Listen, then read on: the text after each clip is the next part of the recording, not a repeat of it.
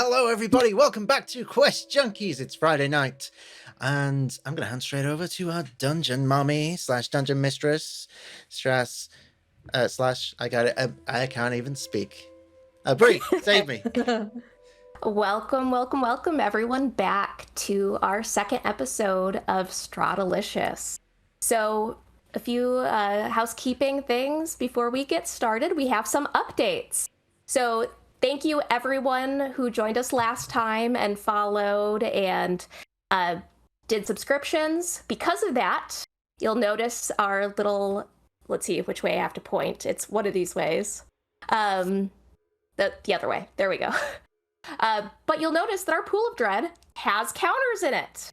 So we have a good amount, and we actually implemented a new system. So my players can choose to exchange 10 of their blood counters to get a single soul orb, which they can use to be able to get rid of one of their stress points. So huge boon.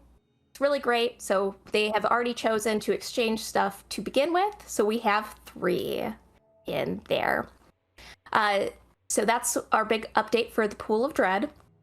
Another update is you'll notice in channel points, the past week or two, those have been turned off because we've been reworking some stuff.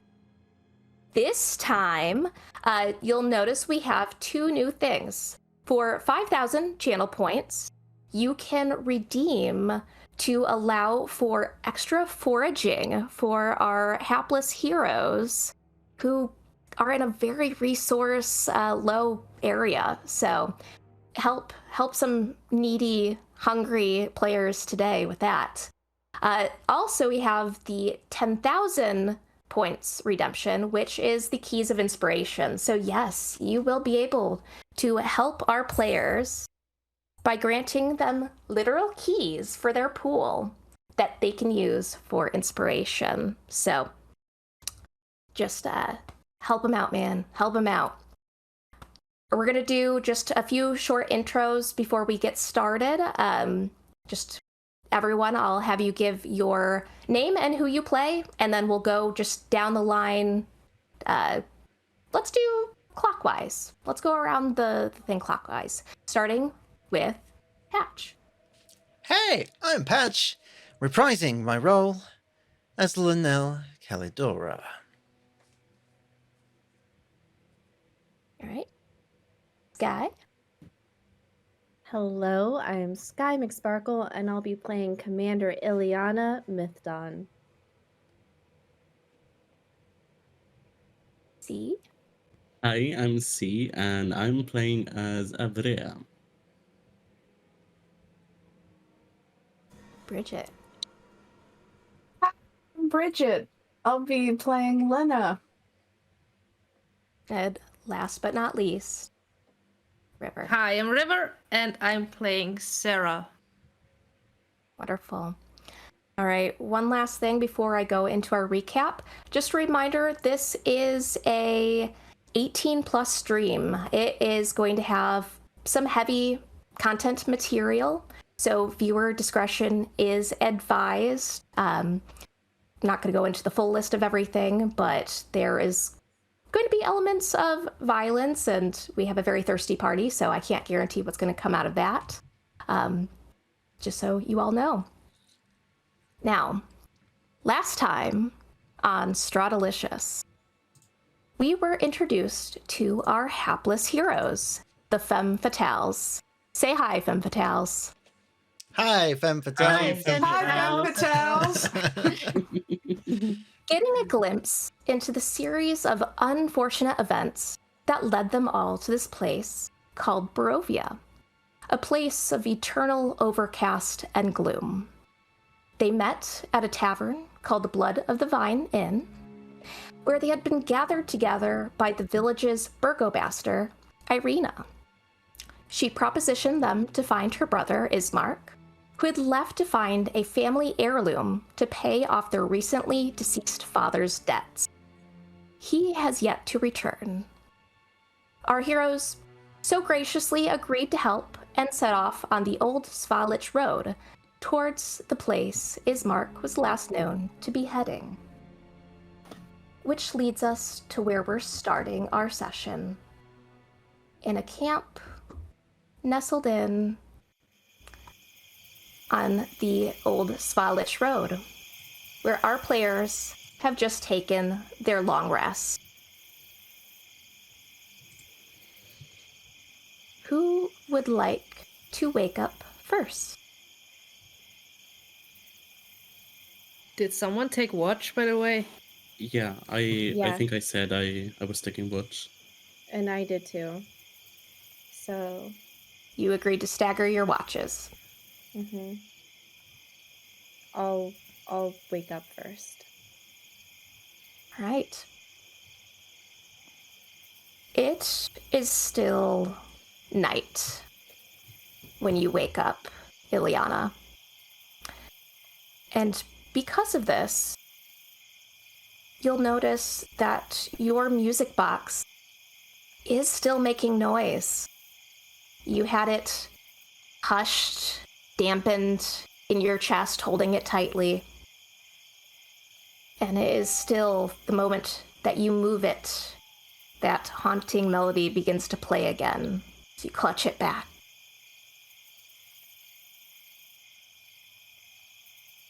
Well, I guess it doesn't always pay to be sentimental.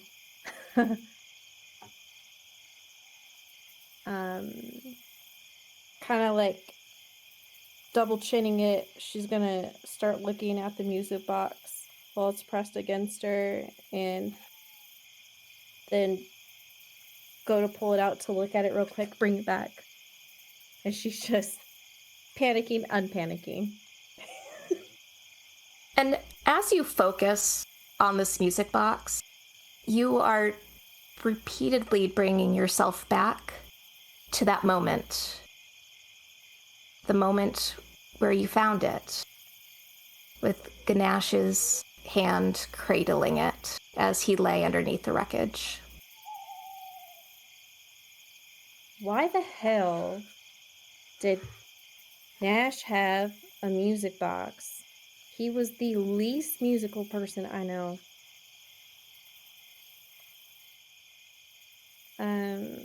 Does it open? Are you gonna try to open it? Inspecting the box first, looking around. Is it painted? Is there a crank? Go ahead, roll me investigation. All right. 11 plus 1 for a whopping 12. So it is a ornately carved wooden box. There's no paint on it, just a beautiful polished wood. As you examine the designs, they appear to be covered in wolves. Little wolf motifs carved in. When you try to open this box, it does not open. And you will notice what looks to be a keyhole, but not in a normal shape that you would expect. You would have no idea how to open this. All right. And as you found out last time, it's resistant to damage.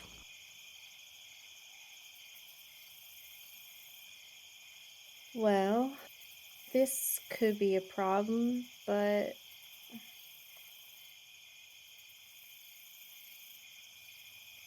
wonder if the monk can't punch it. Alright, I'm just gonna keep it muffled until it decides to be quiet. All right. Will you choose to wake any of your fellow players? I think I'm gonna, let's see, if Freya did a night watch, the monk probably needs all of their sleep. I'll wake up Suspenders.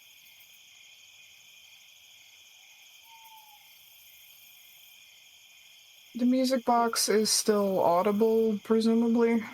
It's muffled at this point, but you can still faintly hear it. Well, I see that night music is still making its presence known. Yeah, I can't seem to turn it off. Could it be magical in any way? Well, considering I can't break it, I would assume so. It's got wolves on it, and wolves weren't really Nash's things. I've never seen it before. Most unusual. She'll glance at Linnell. Perhaps this might require a meeting of the minds to determine a solution, similarly to the envelope that refuses to be opened. Yep, can't fix everything with brawn. I'm not the smartest person around. I've got street smarts. This is kind of beyond my scope. I find wisdom has been much more beneficial in my lifetime.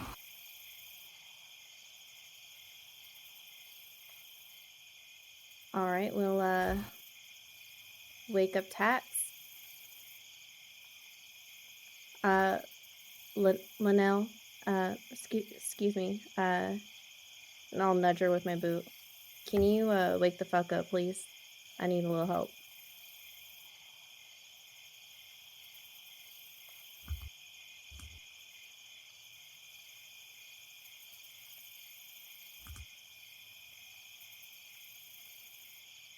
Didn't hear you. Yeah, your audio is out. Sorry, I was drowned out by the sound of the woods. Is it still night? Okay, what do you need? What do you need? Well, it's gonna be daylight soon. My music box won't shut up, and I was wondering if you two could help. It's been playing all night. There's like little wolves on it. There's a keyhole mechanism thing. I don't pick locks. If there's anything we can do to silence it, maybe. Because the thing is, when I don't muffle it, it kind of sounds like this, and then she holds it up like a boombox. Just for fun. Let's see if I can get it into play.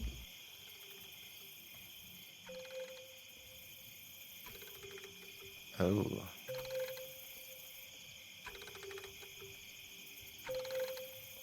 Yes, I can see how that is a problem. May I? She reaches a hand out. Am I compelled to keep it on my person? You can hand it over. Here you go. Take it. No. I'll take a look at it, specifically looking at the iconography on it. See if it rings any bells that are not already ringing. You have heard stories in Barovia. Stories of things that go bump in the night. Perhaps this could be an homage to something such as werewolves. Perhaps it's simply what it is, just a pretty carving inlaid into some ornate wood. I'll cast Detect Magic. All right. And that is going to give you insight to whether it's magical and the type of magic, correct? The class? Yes, and I'll spend 10 minutes to ritual cast it. All right. Specifically.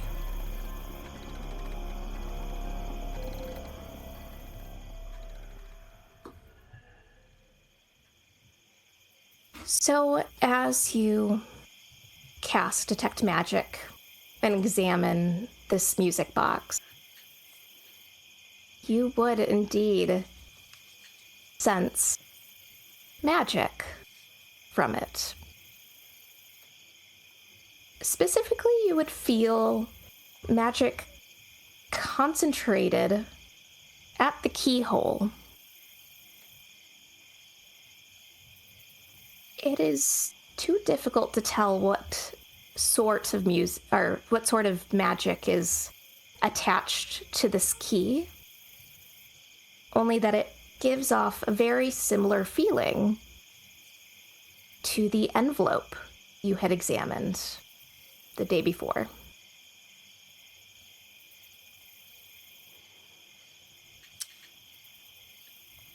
I think she doesn't say anything immediately, but question for the DM.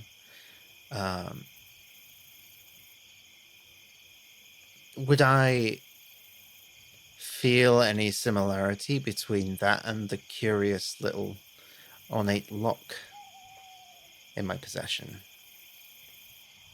You would feel a similarity. The magic gives you the same cold, dark, isolating feeling as your lock does.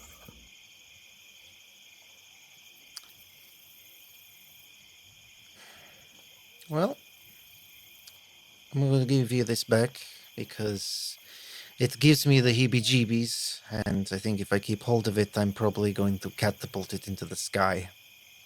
I think it's a little soothing. I like the song. It's this pleasant melody. I think she's going to reach into her pocket and pull out the item that she hasn't really examined before. So as she reaches into her pocket, she finds a planchette etched with reefin skulls. And for those of you who are not familiar with what a planchette is used for, it is frequently used on spirit boards. It is that kind of teardrop shape with a little glass in the middle. She'll turn to Ileana and... Would you hold it in your hand like this? Alright. She's going to attempt to look through the eye of the planchette to see if anything happens at the music box. When she looks through it, she doesn't see anything remarkable. She just sees the music box as it appears normally. Then she might turn around and survey Linnell, the area, seeing if anything else also seems out of the ordinary. Everything seems exactly as it does. I don't think that is a magnifying glass, my dear. Well, we've all been given some sort of unusual trinket. I figure it's best to investigate every opportunity. While they start to talk, I'm gonna go crouch down next to Sarah and Avrea and wake him up because it's been a long. It's been the whole sleep time, so.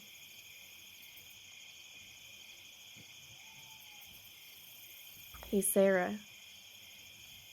It still Not- feels way too fucking early. Well, it's about to feel like it's way earlier than it is, because knock knock. Who's there? Me with the music box that kind of has the same juju your envelope does. Oh, fuck. And sits bolt upright. Do you want me to punch it? You know, you can go ahead and try. I tried to hurt it and nothing happened, but Be my guest. You'll see. Same thing. Does nothing. How's a music box the same as a fucking envelope, though? And the fact that the magic people looked at it, said it was the same. Oh, let's trust the magic people on that. Yeah, okay. That's fucking weird.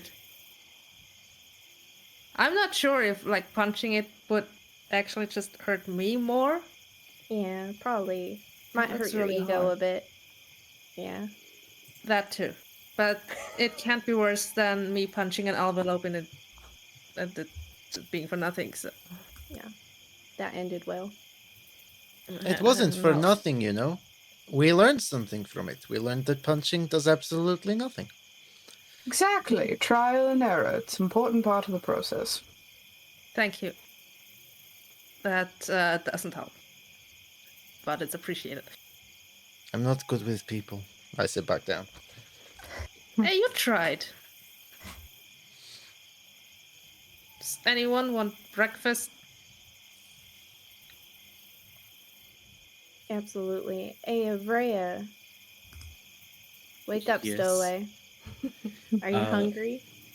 Avria it was still sleeping, and as soon as she hears her name, she jumps upright, just on guard.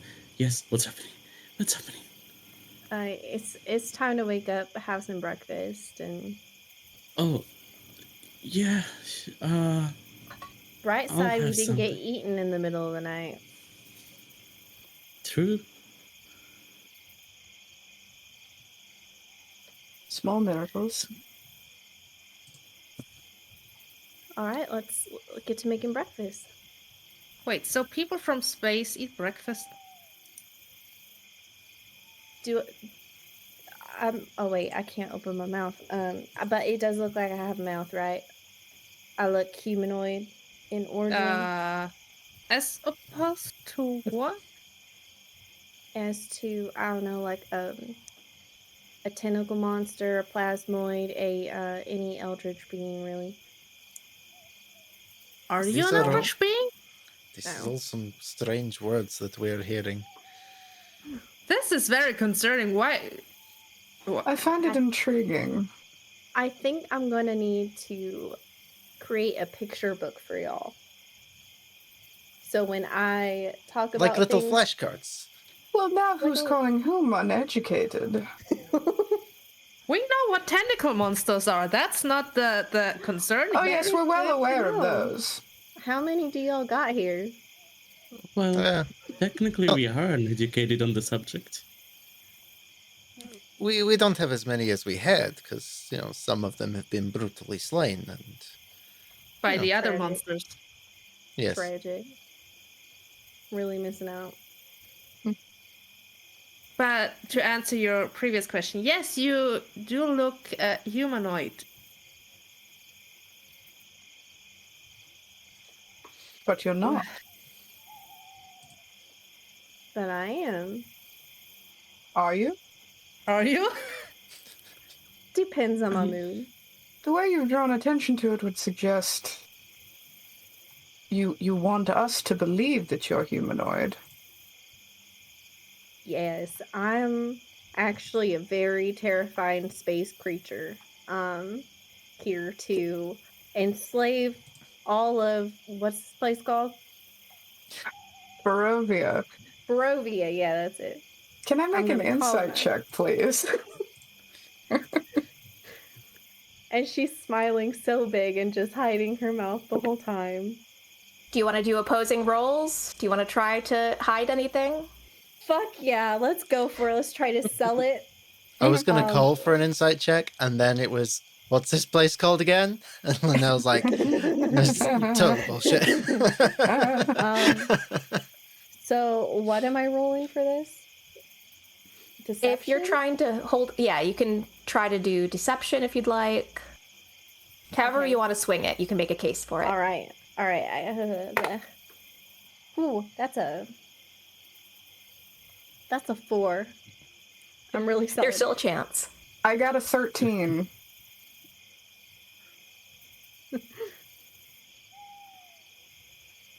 Yep. here to Right. colonize. With a 13, that beats your 4. So what would Lena be able to tell? I am not here to colonize Barovia. Wow, that crosses one thing off the list.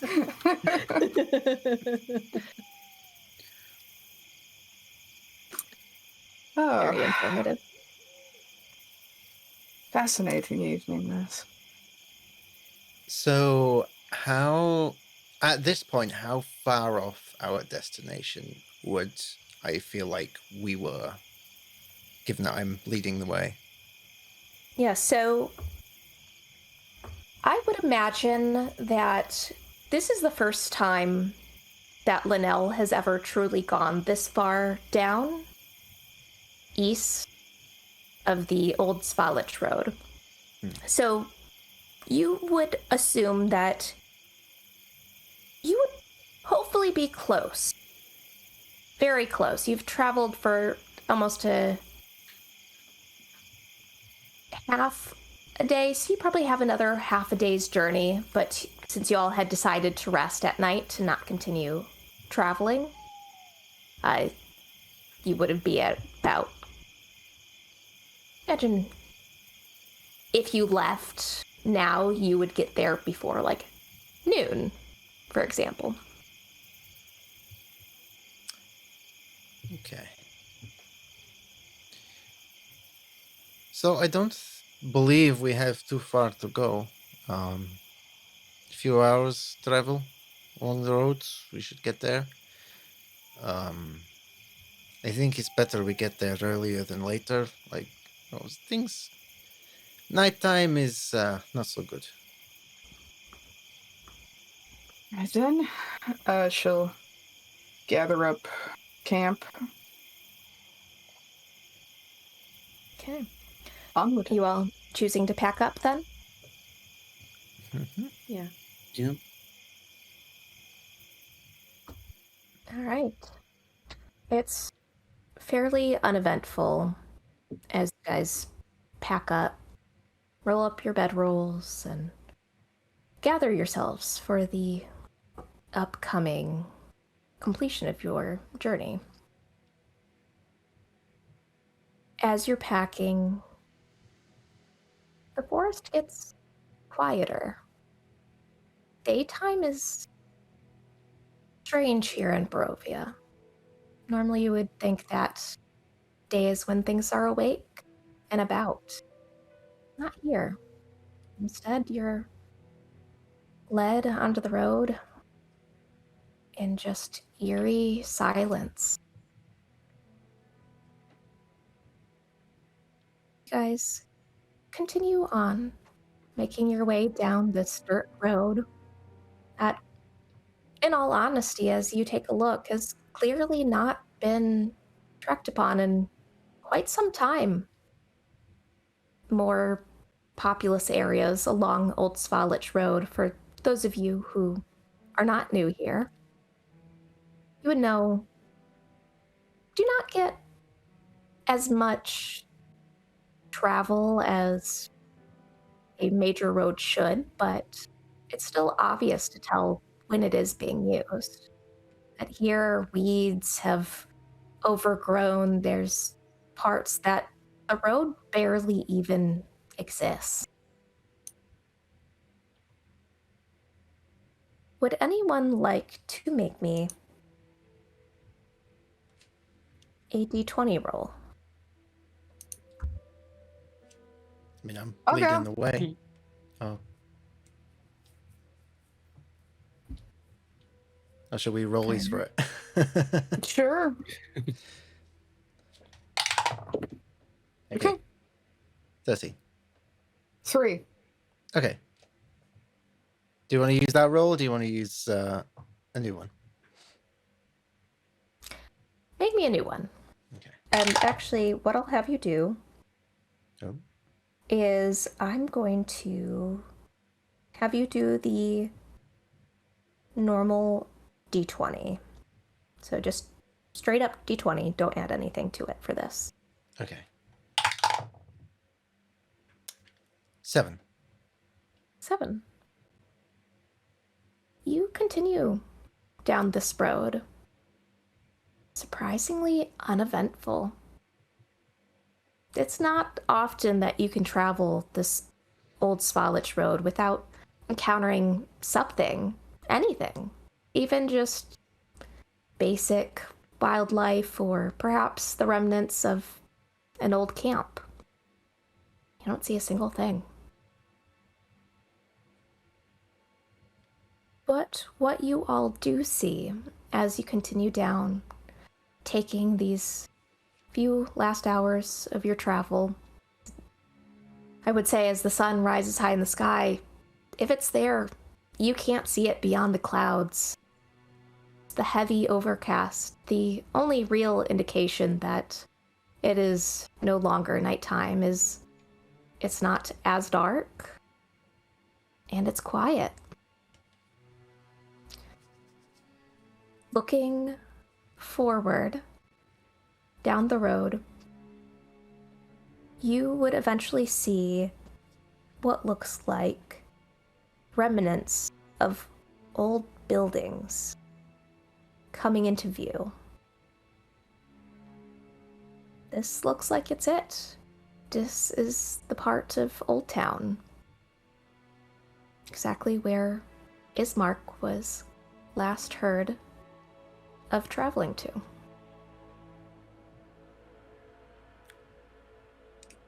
I think I'll slow the group down as we begin to approach. I don't like how quiet it is. It is a good thing and a bad thing, so just stay aware and looks towards Sarah. Just get your fists ready. I don't know, but just get ready to punch something, maybe. I'm always ready to punch something. That you are.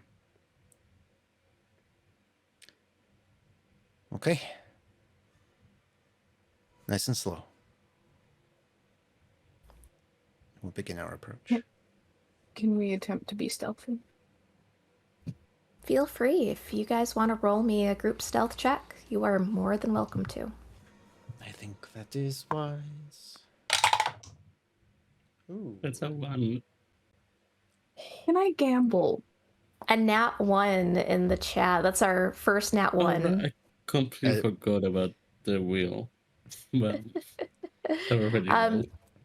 If you'd like to use the wheel, you are perfectly welcome to gamble, and we could have our first spin of the day. So let me go ahead. What I'm going to do before we get the wheel is I am going to have everyone else give me their rolls so I can write all of this stuff down. So we have a 1 for Avrea. Next person, give me your roll. I got a 21. 21 for Linnell. A 9. Okay. 9 for Sarah. Guy. The dirtiest of 20s. 20 for Ileana. And what is your role before you make this gamble? Oh, I thought we gambled before we made the roll. Oh, you want to gamble before? Oh, me too. All right, we'll do Because- that. Sorry. Can I? Is there a way to cancel a nat 1 with the wheel? DM's choice. I don't will think there allow is it. much. However, I think what I'll institute moving forward is if you've already made your roll, you're not gambling a stress point. You're paying a stress point. Oh. Ooh. Yes. Okay. Love. Oh, damn. Would you like to pay a stress point to utilize So the I wheel? get 1 stress point to Yes, roll. you will add, under where I have it on the feats, you'll add a stress point. Honestly, Avera is very stressed, so yes. So we'll be doing 2 rolls, 1 gambled, 1 paid for that. So let me take out 2 from in here. So we got, that's an orb. We got 1 and 2 rolls. All right. If you want to do the honors, let's go ahead and start with Lena's roll of the wheel.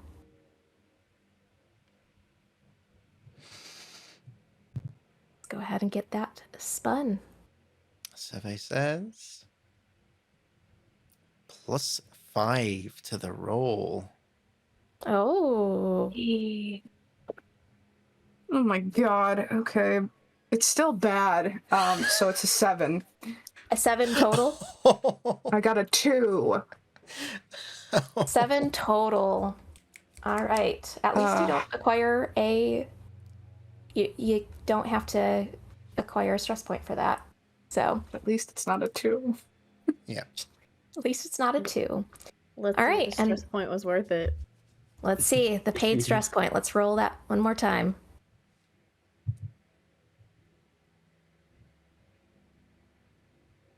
Survey says adrenaline. Adrenaline. Ah, excellent. So let me go ahead and I will pull up my little thing for what adrenaline does. Oh, shit.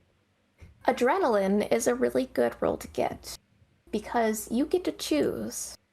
You get to choose either giving yourself a bonus to your ability score of choice for 1 hour, which means you get to give yourself a 20 in any ability score for 1 hour.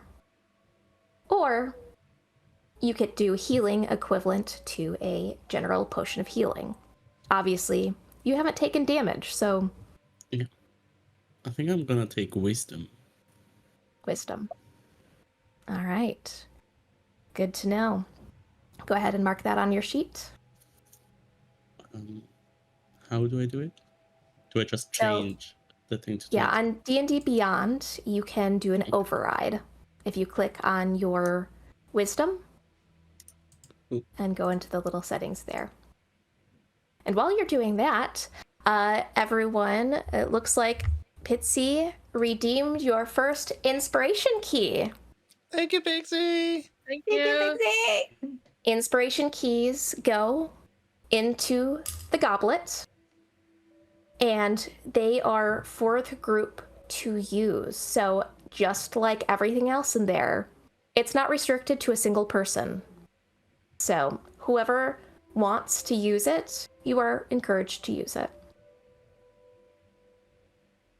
And I am not going to make anyone use inspiration before you make the roll. So in all honesty, if you wanted to take, if any of you guys aren't happy with your rolls and you wanted to take that inspiration key, you could do that for the stealth check.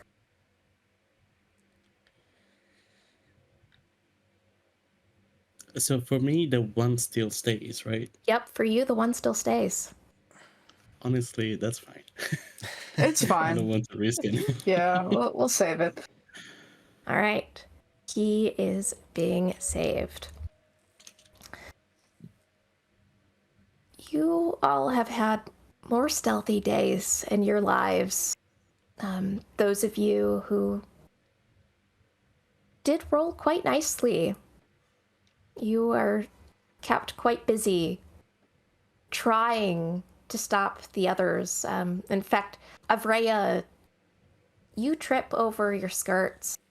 It snags on a rock, and you fall face first into the dirt in front of you. I need to get a cut. It always happens. It always happens. Oh my god, I'm gonna help her up. When we get to the next campsite, I'm sawing off these fucking skirts off of you. Honestly, yes, please. Okay, we'll be cutting into you shortly, dear. I'll flavor her bad role as she was a little distracted by Eliana. Oh, making eyes. And Sarah is not very stealthy because, well, Linnella told her to be ready to punch stuff, so she's like, Shadowboxing. Wait.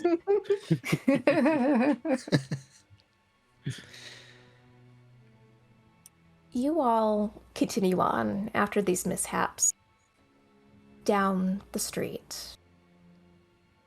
The streets are choked with mist, and as you look surrounding and the forest that seems to be cradling this little nook of prior civilization, the mist is quite heavy here.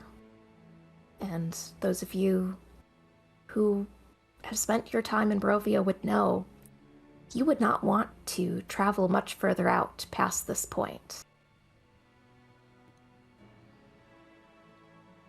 Between all the rubble and broken buildings looms a tall brick house, which indeed seen better days. The windows are dark and grimy, and the gate trembles in the wind, squealing softly on its hinges, making a very grating sound. It's very clear the neighboring homes, or what little's left of them, have all been abandoned, their windows and doors boarded up, and their occupants seeming to have left for greener pastures.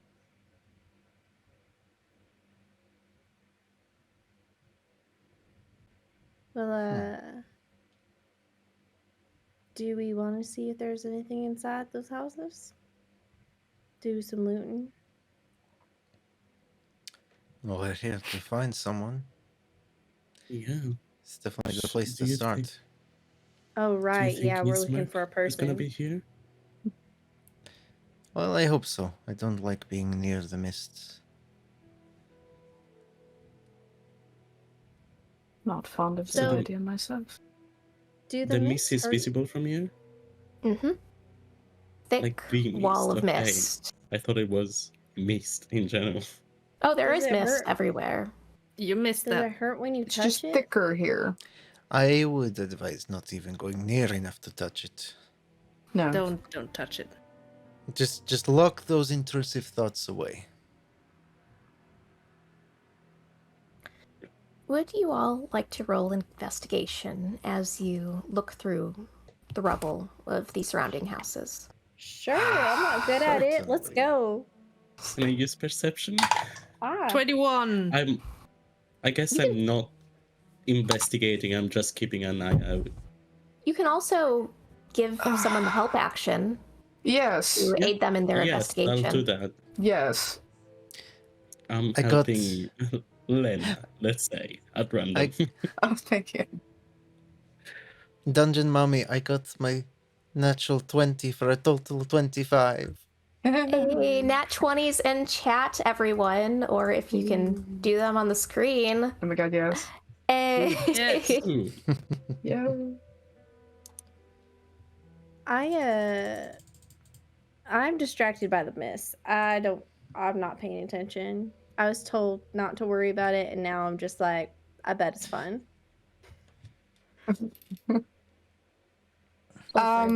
Overly focused. Investigation or perception? Investigation, unless you are going to give someone else the help action, but you I already got rolled. the help action Yes, from so that- Avrea, so I got a 13. Okay, so you rolled with advantage? Yeah, that's what I got with advantage. Okay, so a 13 with advantage. So we have a 20, a 13, and anyone else roll? 21. 21? I got a 5. I'm just distracted. You're just distracted. Oh yeah. No I wanna worries. touch it now. You feel somewhat compelled to go touch it, but another part of you screams, don't. Don't do it. Damn. All right. So, Sarah and Linnell. The two of you take on kind of the majority of the investigation, perhaps taking the lead on it as you travel through the different rubble. Many of the houses are reduced to just that. Heavy bricks, collapsed walls collapsed over each other. There's not a lot of standing structures to be able to peruse through.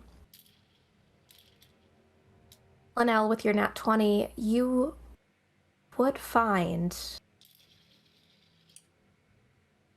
something strange. You would find a locked trunk, big enough to carry, amongst the rubble of one of the buildings. It does not look remarkable. It looks battered and old, worn with age.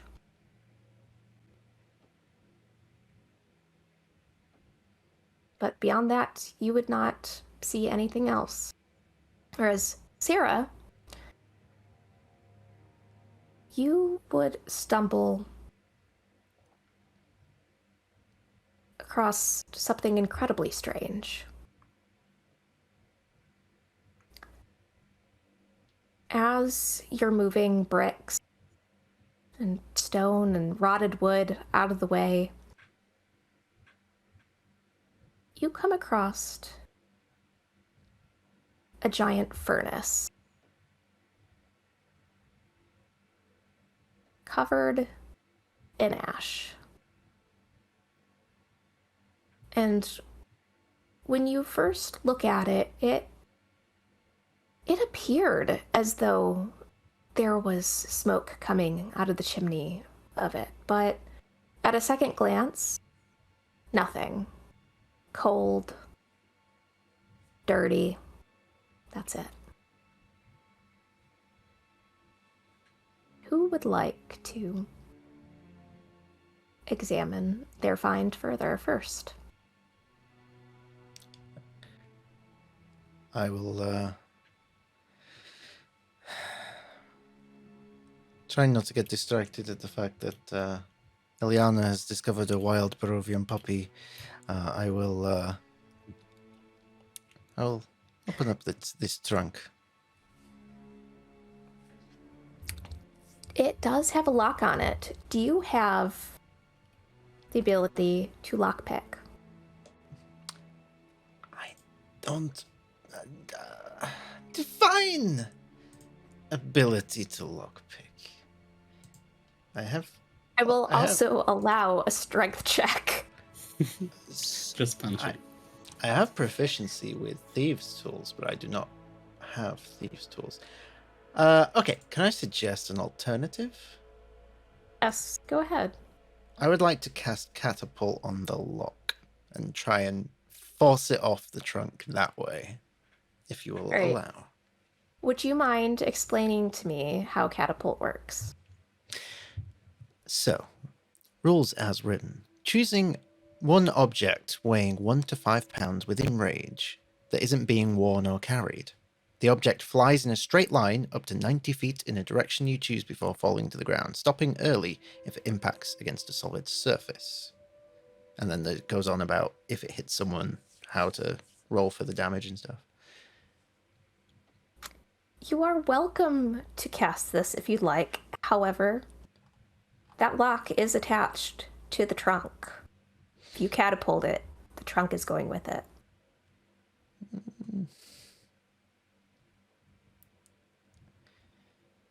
Let me make a quick wisdom check for my character. Are they going to do something good or dumb? I'm going to cast it. I'm going to fire it out of the window. Oh, and indeed it does. It shatters through the window as the entire trunk is catapulted through onto the cobblestone outside. Bloody hell the was that? hell? The fuck is Loud flying shatter. Why were we trying to be stealthy if you're gonna do that? Because it's more fun. I got bored. and Fair. impatient. Does Fair, the I shouldn't trunk break things open? too. You gonna go examine it where it's gone? Mhm. Sure, yeah. All right. Could have asked me to punch it. Yeah. Very true. When you approach this trunk, you will notice that it has indeed successfully broken that lock open. And a little bit of cloth seems to be sticking out. Will you open it? I mean, we've come this far. As you open the trunk, you discover it is crammed full of clothes. Old and threadbare, dusty, and bloody. So incredibly bloody. Old, dark, brown blood splattered across each garment. That's.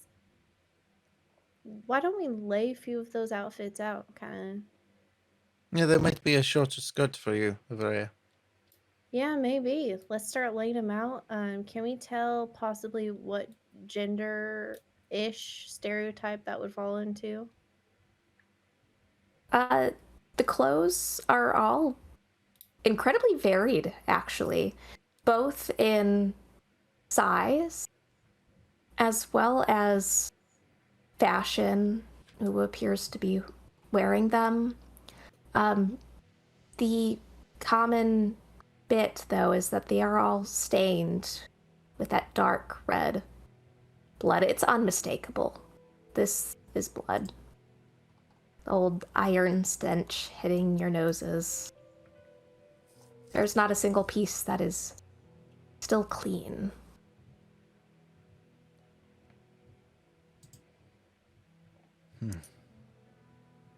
That's anything from Well. pants, skirts, shirts, you name it. Can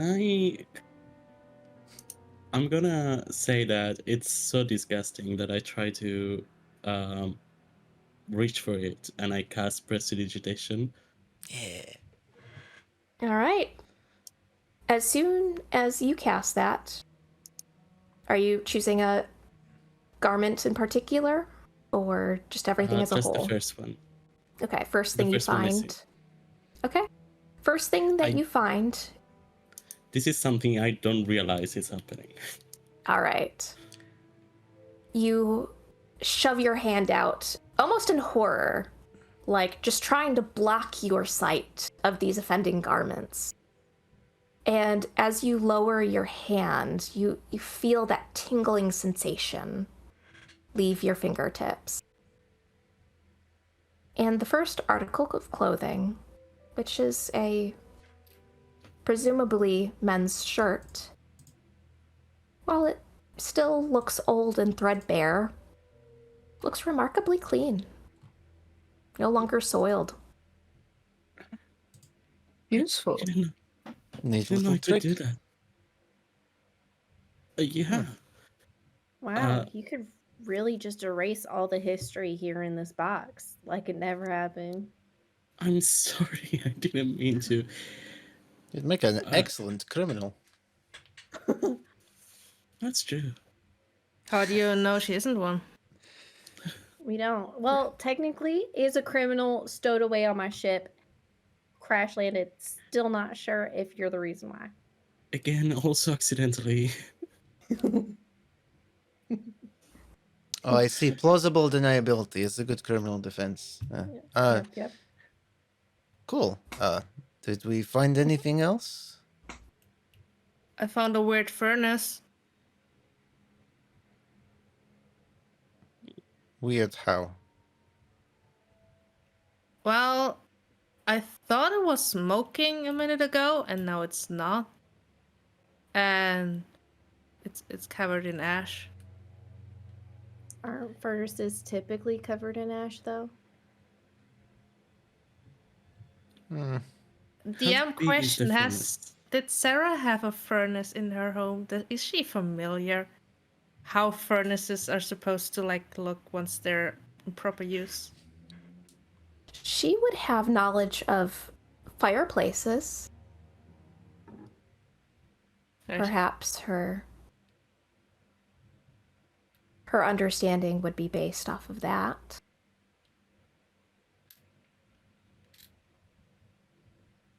I'm not sure, to be honest. Smart people better should go look at that thing. Smart people now. Watch out. Let's go look. Let's go see if it's weird. Bloody clothing, ash-filled furnaces. Yeah. I wanna I'm trying to connect the two as well. I don't like where my mind is going. stick Think my it's hands more- in the ashes and start rifling around. Okay. As you do so, you would find just bits and pieces of you don't quite know what. Whether it's just old wood or old bones from animal carcasses. Or humans? I think you're just letting your scared part get to the best of you, Maria. It's not that bad. Because Well, why would the clothes be in a trunk if the bodies were burned? Wouldn't the clothes be on the people? Did someone undress the people, put the clothes in a Perhaps box, concealing and then burn the people? evidence. Yeah. Also, the furnace is not that big, I'm assuming. But see, if you're So- really trying to hide evidence, you would just burn the clothes, would you not? Unless they were too wet to burn. But they Maybe. wouldn't undress the people before burning them, right? That would just be creepy. One would hope not. Well, they might burn faster if they're naked and not drenched in the blood. I don't know. Bombastic Are side you- eye at Ileana. Yeah. How would you know? I wouldn't. I'm spitballing here. Right. I've never killed anything a day in my life. So maybe Inside they check. Same. You gonna oppose those insight checks, Ileana? Fuck it, let's go. I'm gonna roll 1 for both. Oh my god, I hate my Oh dice. god, I'm so bad at insight. This 17. character. Oh, wait, no, I don't get insight. Ah, shit. That would be a deception. That's a 7. Yeah, I've killed a lot of people. I got a 6. Probably not people, but things. I've done killing. Yeah. Right. Mhm. I mean, maybe my mind is traveling a bit much here, but I don't know if maybe they weren't burning the bodies, they were cooking them. Ooh, like a pie, maybe. I've heard stories. It's space. Well, Do they yeah. make human pies in space? Okay, so here's the thing. I go through space, but there are other worlds out there beyond your own. And oh god, we're really gonna need that picture book sooner rather than later, I think. What do you mean other what? Like other towns? Sort of. So let's think of space like, you know how we're on the road right now finding things? Space is a lot bigger, vaster, more dangerous, and scary.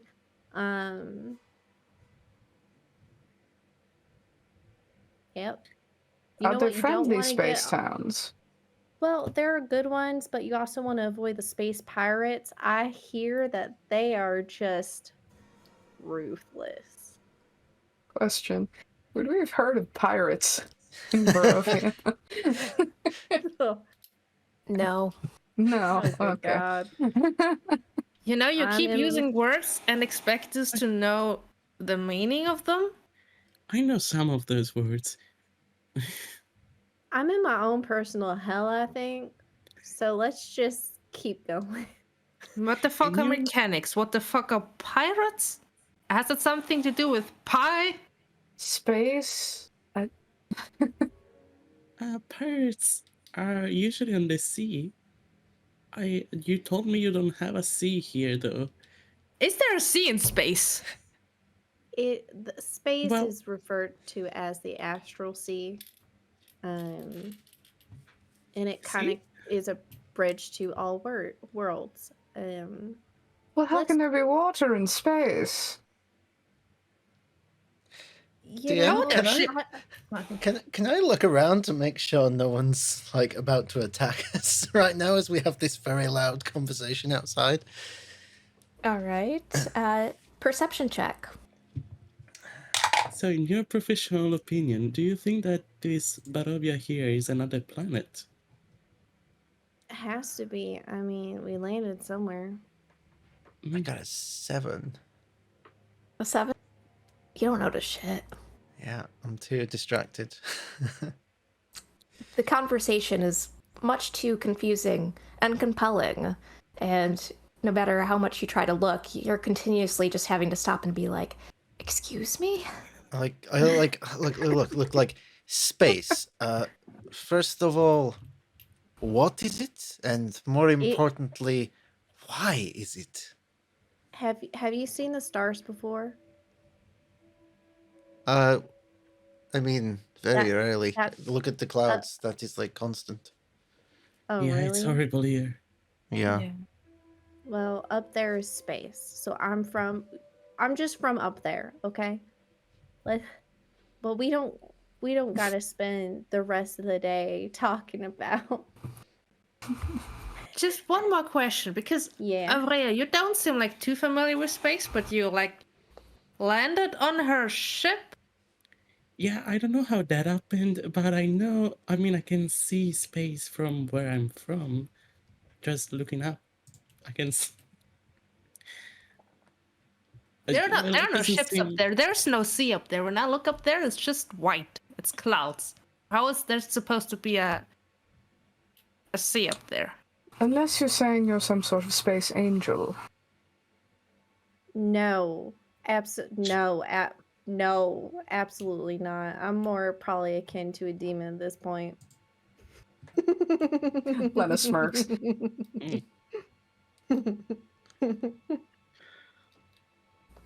Oh, shut up, fanfic brain.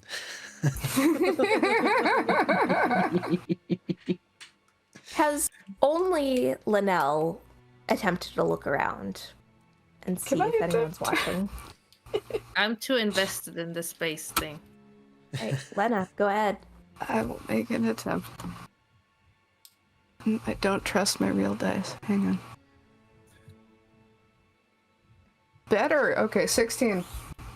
All right.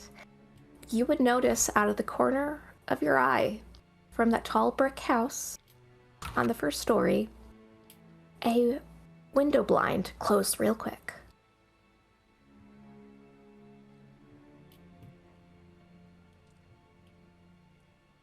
Don't mean to raise any further alarm, but I believe we're being watched. Well, if we're being watched, that means there's a person to ask questions to, right? She'll point in the direction of the blind. From that window, there was movement.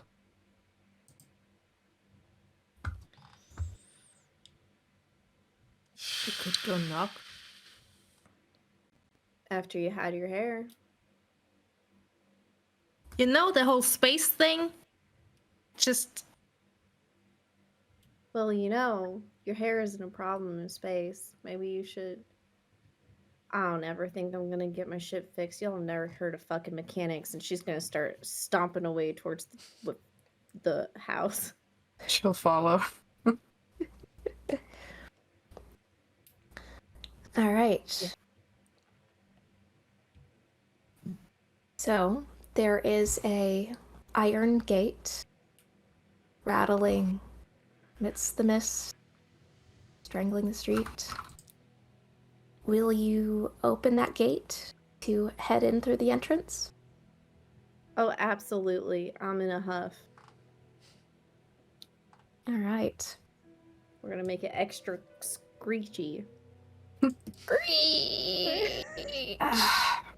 It does not feel good as you do that. It just hits in all the wrong places in your brain as you screech that open.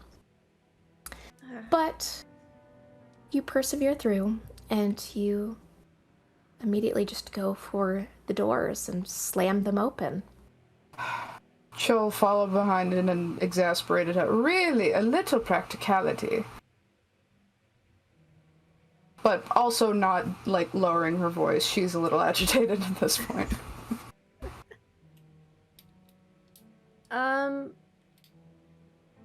Ding dong. Anyone here? Someone's gotta be here. What's ding dong? Yeah. No. Is that like a spell? Instead of knock, it's ding dong.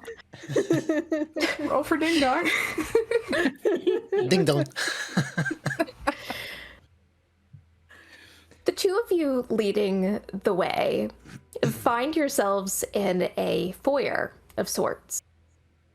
And tensions are too high at first to get a general feeling of the place, but you do notice a pretty significant temperature shift as you no longer feel the biting chill of the outside winds, and instead you find it pleasantly warm.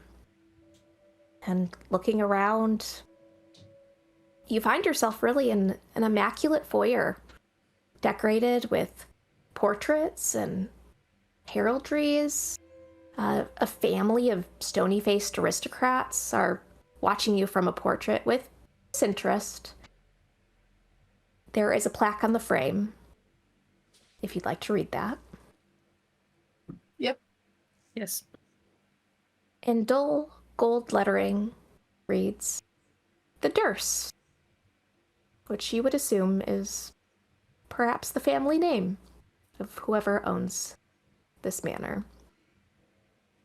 On the other side of the foyer, on the southern wall, you find a shield emblazoned with a coat of arms. A golden windmill on a red field. There are a set of mahogany framed doors that lead deeper into the manor.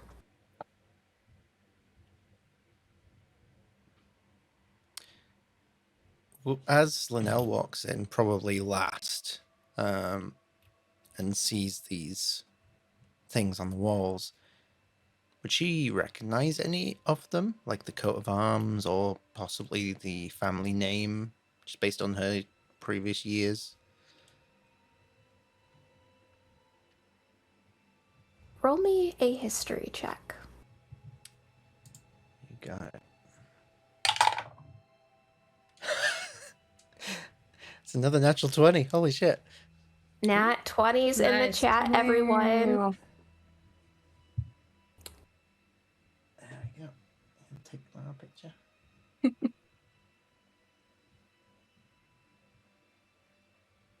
That name is familiar to you, actually.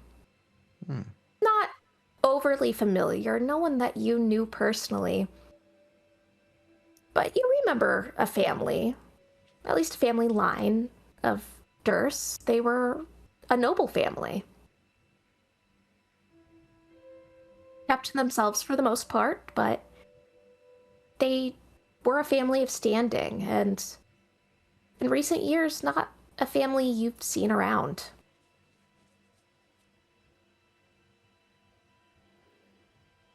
Very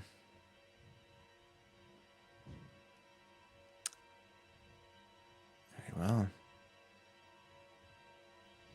This shield, their logo, windmill on a red field. Do you guys have red fields here, or is that supposed to be like a massacre?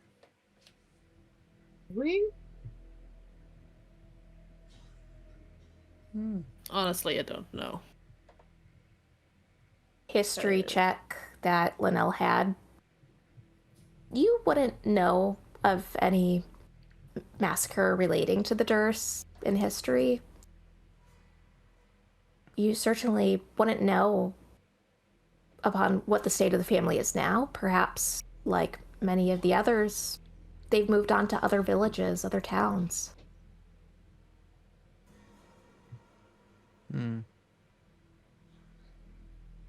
I think it's just fanciful design. I don't think it's anything significant. Good day? Person hiding, looking at us? You get no response within the sentry foyer. You just see those mahogany doors standing shut. We come in peace.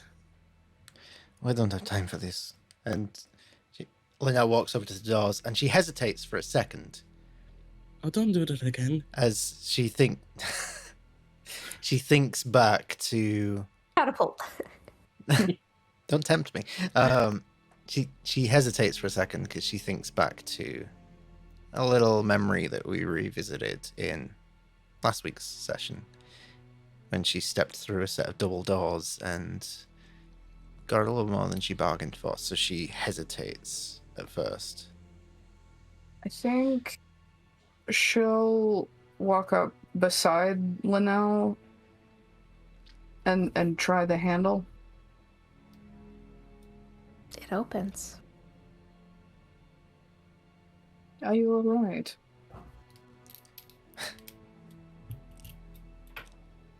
I don't think I've ever been all right. I'll step through. Go follow. It's almost breathtaking. In the gloom beyond the foyer, you've stepped into a main hall that glitters. Its wood-paneled walls are ornately carved with idyllic scenes of frolicking nymphs and satyrs. At the other end of the hall is a sweeping red marble staircase climbing to unknown heights. The opposite of it is a black marble fireplace, cold and unlit, clearly unused in a very long time. But mounted above it is a longsword, a windmill cameo worked into its hilt.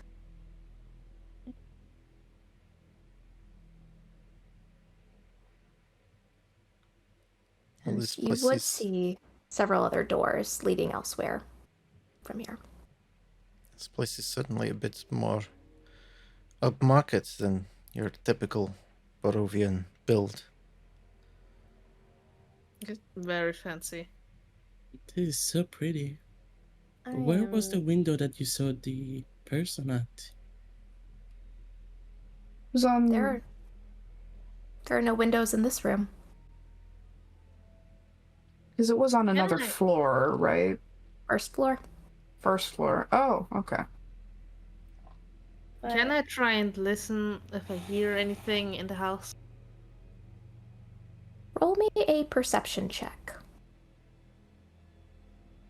While that's happening, can she move to another door? All while keeping an eye out for anything that looks vaguely heirloomy. Like she'll like double check the sword just in case. I have a very specific question, if you will indulge me. Okay. Let's see. What should I address first? I know Sarah is making that roll. Lena wants to go to a door. Well, looking around, observing everything. What do you want to ask, Patch? From Linnell. There we go. First time I've mixed them up. With Linnell's perspective, does it seem like standing in this room and standing in the last room that the dimensions of the building have shifted somewhat?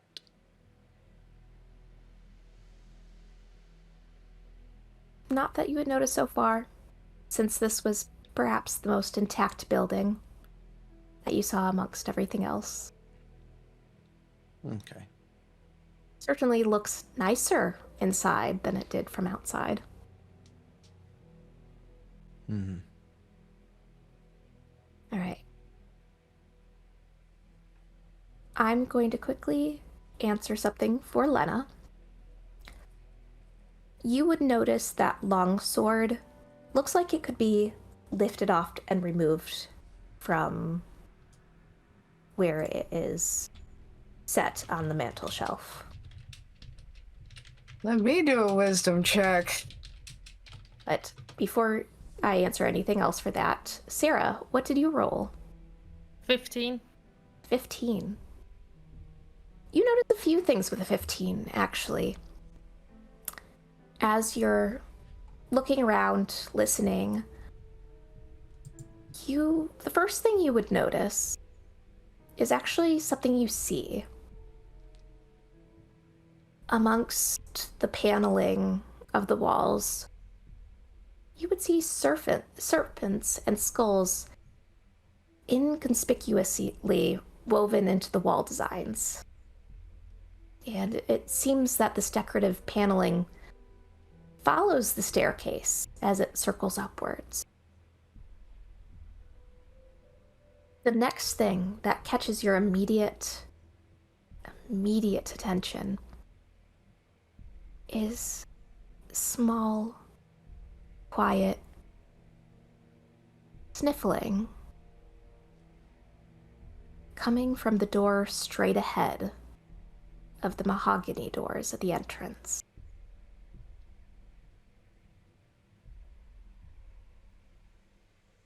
Looking around, there's several other doors. There's about, not including the mahogany doors, there's a set of 5 doors in total. There are 4 straight ahead of you, and then another set behind you to the right. The whimpering seems to be coming from that first door ahead of you, left of the other 3. I'm gonna walk towards the door and slowly open it. All right. One of the first things that catches your eye as you open it is a crystal chandelier glittering above a dining room. And at this table that it sits above are a few empty chairs, high-backed and cushioned, with velvet. Velvet that matches the silken drapes that cover the windows of this room. Like the main hall, the walls are ornately carved with elegant images of deer, glittering amongst ancient-looking trees. The table is all set, all silverware polished to a dazzling shine, and the dining room table itself is laid out with a magnificent feast, one that you in your lifetime have never seen. Meats, cheeses, fruits, vegetables, all set, plated fancifully. And above the fireplace of the room is a painting of a alpine vale, tapestry depicting nobles hunting wolves from horseback. Everything you see around you is, especially to you, privilege at its finest. The Durst family, or whoever lives here, lives well, and they live large. You didn't notice this at first amongst all of this wonder. But there are 2 young children sitting, huddled at the table, hiding. A girl of perhaps 9, and a boy you would estimate around 5. The boy sniffs loudly, indicating his distress, while the girl protectively shields him from you as you enter.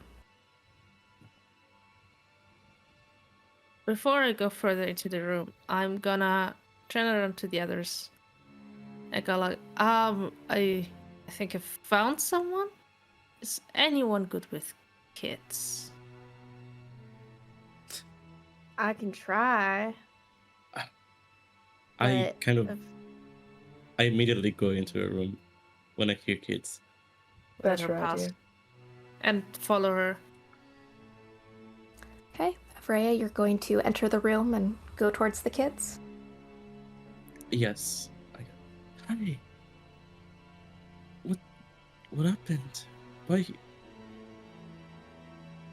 Where are The your girl- parents?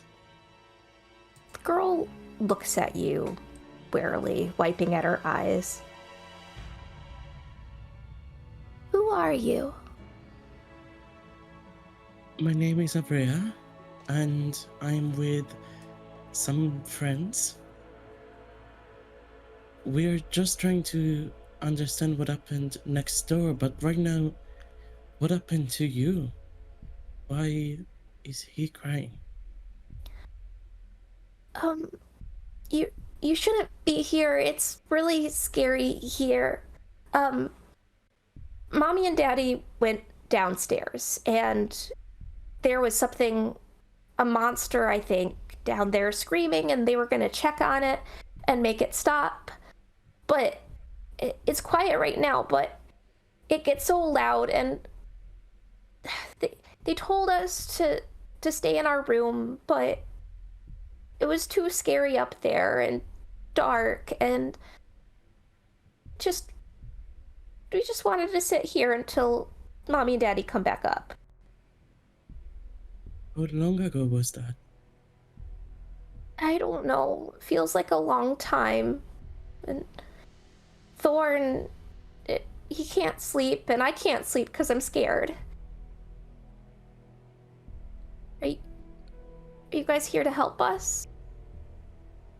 Yeah, I will help you. She seems to relax a little bit, wiping at her eyes again. You mentioned a monster. Do you know more about that? No, it's just yells really loudly, and it's scary. It's really scary, and Mommy and Daddy said it was a monster, so they're smart. They would know.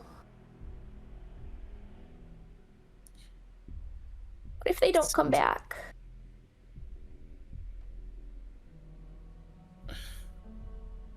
I mean, I'll find out for you. I'll find them. Okay. Are My the name- others in the room? Have the others entered? Yeah, I'm close behind Abrea.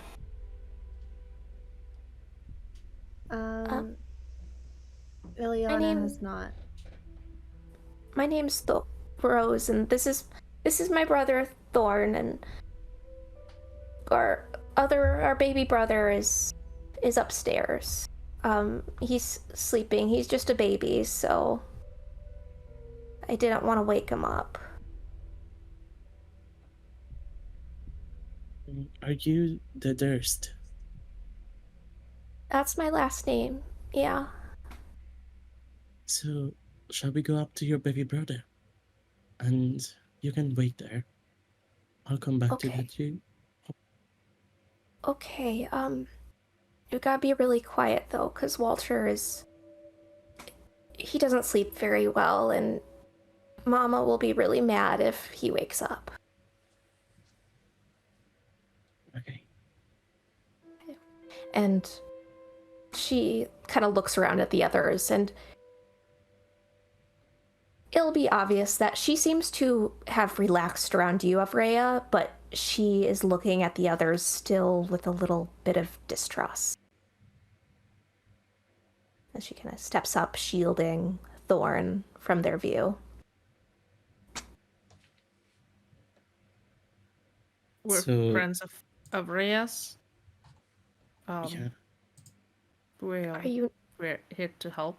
I, So you're nice people? let's put it like that. Yes.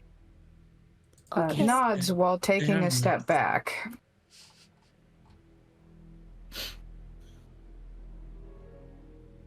She'll look and take in all of you before almost kind of like grabbing Thorn's hand and skittering quickly out of the room.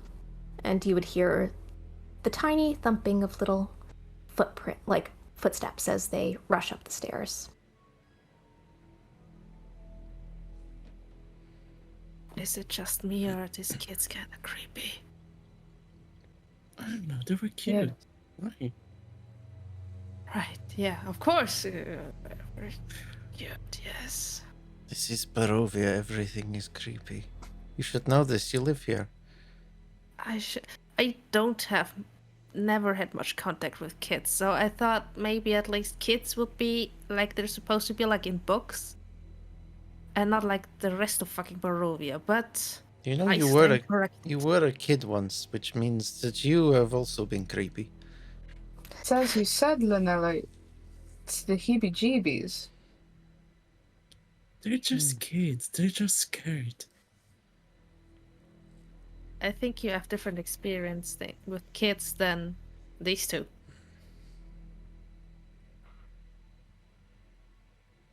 I did. What are kids like where you're from? I mean, I come from a big family, and I have 3 younger siblings who I've basically been. I don't know. They kind of act like I'm their second mother, so I guess that's why they reminded me a little of them. Right. Well, if like they Linnella need said, assistance, then onward, I suppose. yeah. But do keep in mind, this is still Barovia, as Linnella said, and even kids can be creepy. I did hear mention Agreed. of monster. I'll look towards Ileana. Ileana didn't go into the room with you guys. You hear a chair being dragged outside of the room. Go outside of the room. And you see her arranging the chair in front of the sword, standing up at it, about to take it off. Okay.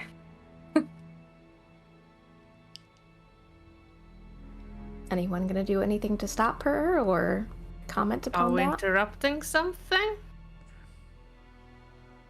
Well, this sword and that shield have the same crest on it. And I kind of wanted to put it on the table and get a closer look at him. Maybe Do put you them want a together, matching set? kind of, and just take it. Well, Alright. apparently there is a monster to be fought, so if that's what we need. Whoa, wait, what? Where? We don't know much about it, but did you see the kids coming by to get upstairs?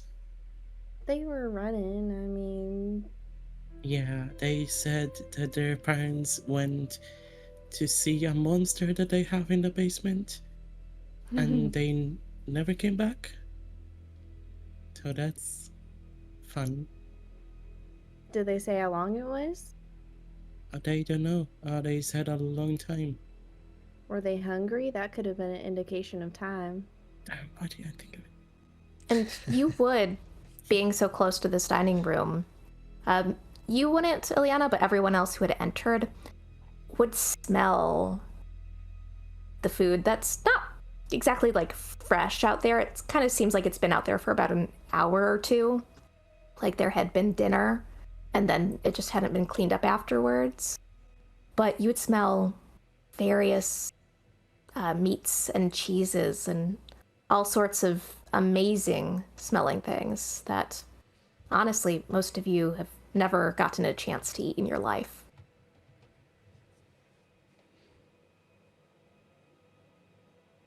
So, are we joining in on this monster fun? What's the situation? I mean, if parents are just late for dinner, they could have just gotten carried away. Seems like they have their own personal house monster. I don't think everybody else has your proclivities with monsters. Excuse me, what? Is this a space thing? Maybe. It might be. You do know the monsters are are supposed to be fought, not fucked. That's a different F. Well, I mean, have you ever tried the different F? You might live in harmony a little bit longer. I'm just or might die a very I don't know if it would be a pleasant death, but a very quick death. Instead of just fighting it. What? I think Linnell has an intrusive thought that she manages to keep internal, but the intrusive thought is what a way to go. I mean, Glory, what a hell of a way Not to even die. subtly intrigued by the other prospect. There's hardly time for this. I suppose. Do we check out the monster? Look for the heirloom? Where do we go from here? Did the kid even say, give us directions? Are they going to take us there? Because must be a big place, is it not? I didn't really want the kids to go to a monster, so I sent them upstairs into their room. Which they the also said monster. is very scary for some reason, so I don't know if that was a good idea. What the hell? Yeah, there's something going on. Perhaps Ileana was right to collect tools of the trade, and she'll walk over. If you haven't picked up the sword yet, she'll help you. All right, we're gonna take this sword. Okay. You add a long sword to your inventory. Cool. Do you guys know how to use that stuff? Oh, I'm very proficient. If something happens, y'all can stay behind me. Question. Can Lena check the shield? She can go ahead and check it. See if it's able to be removed. Going to go back to the foyer? Mm-hmm. All right. She would see that it doesn't appear to be a usable shield. It looks like it's for decoration only. Worth a shot. Going back. The shield is for decorative purposes only. Rich people. This might be a good point to stop and take our midway break, before we determine what you all decide to do next. Okie dokie. All right, everyone. We will be back shortly after we take our bio break, and we will continue on in the Durst house soon. See you shortly. See you guys shortly.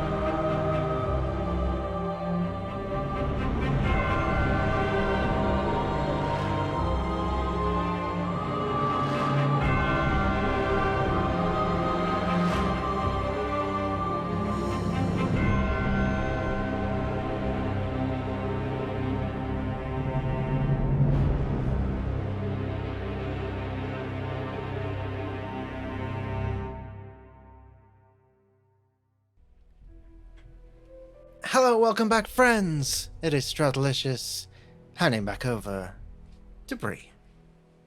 All right. Right before break, the Femme Fatales had headed into the Durst house and met some of the younger members of the Durst family. And they were currently in the main hall trying to gather where they were going to go next. And before we do anything, I will say we did get another inspiration key. And that is now in the goblet. Thank you so much, Mai. And Grandma, Thanks, Mai. saw your stuff. It's in the thing. All right. Where are you all going to go from here? I mean, they're just upstairs. I could go and ask.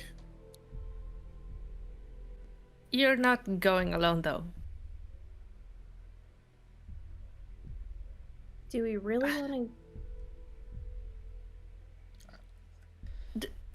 I don't think we should split up because I don't trust any of this.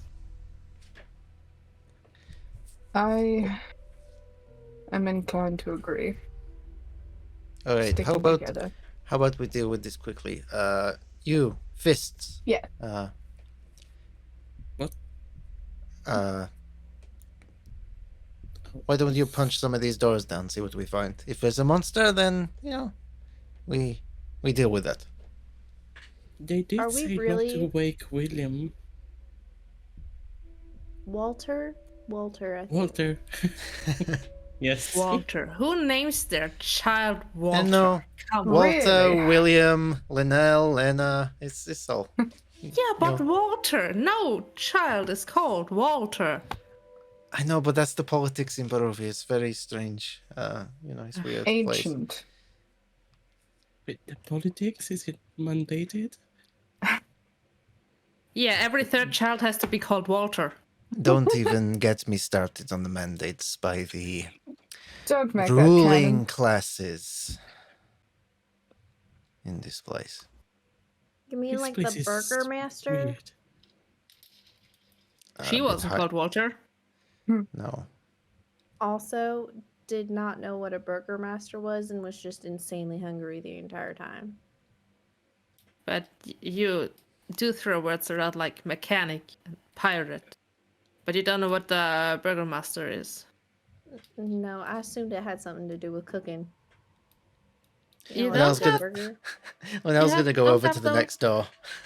Yeah. But Hang really, on, let's set I- aside our differences for the time being. We have work to do here, people. At the very Right, least, yes. walk and You want talk. me to punch? You want me to punch doors? We can Maybe just I open- If open. they don't open, then I'll yes. open the door, and if there's a problem, you punch. Either the Well, door yes, or whatever I- the problem is behind the door.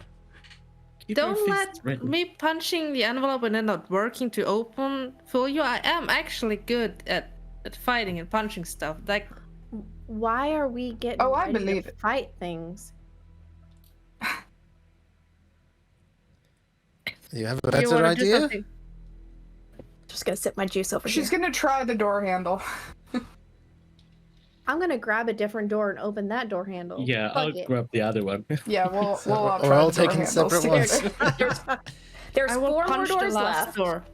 Yep. Four Right. more doors left. All right, fists, So- you're with me. All right.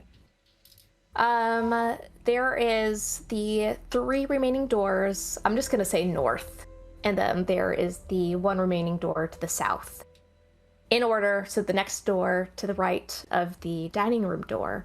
Who wants to try that one? All right, Two of us. Linnell, Yes. you open this door, and you come upon a closet stocked with several black cloaks. In fact, someone's left a top hat on the high shelf. Fancy. Looks great condition. Just a black old top hat.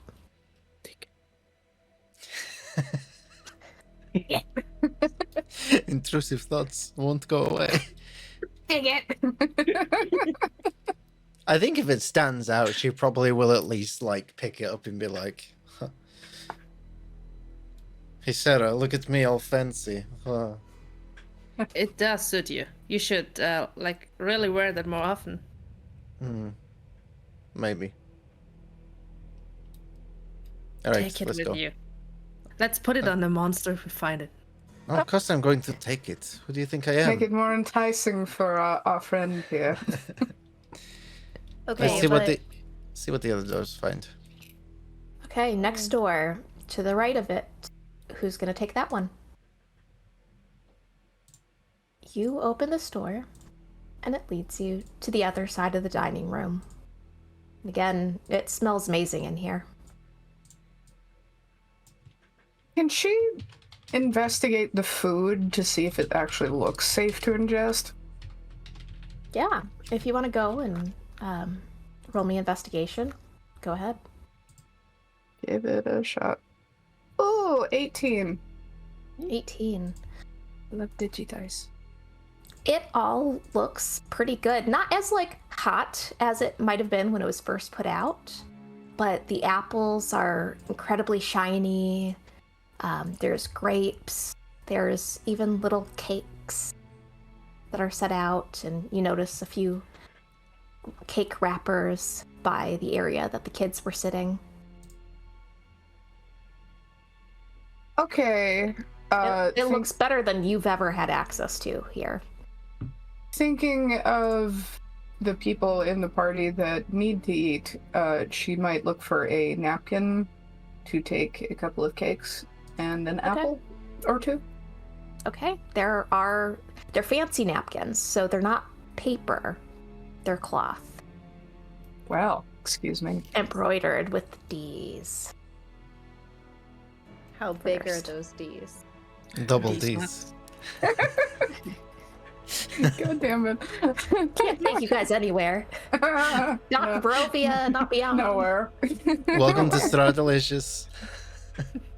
Strahdalicious, where it's supposed to be a scary campaign, but all my players are thirsty as fuck. Welcome. That's the opening clip for the Quest Junkies Out of Context Part 2. Yes. Okay. Taking the food and going back same way I came. All right. Taking the food. Next door? Yeah, Okay, We're who's gonna- taking that next door then? I'm opening it. All right, Sky. You open it up to a kitchen. And this kitchen, as gloomy as it might be, is tidy. The shelves are neatly stocked with dishware. The work table has been wiped clean. A cutting board left behind is a bit of an oversight.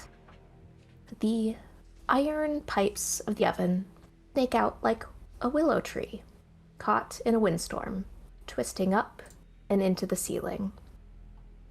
There is another door in this room that hangs ajar, as well as a dumbwaiter sitting in the corner, its gate yawning open.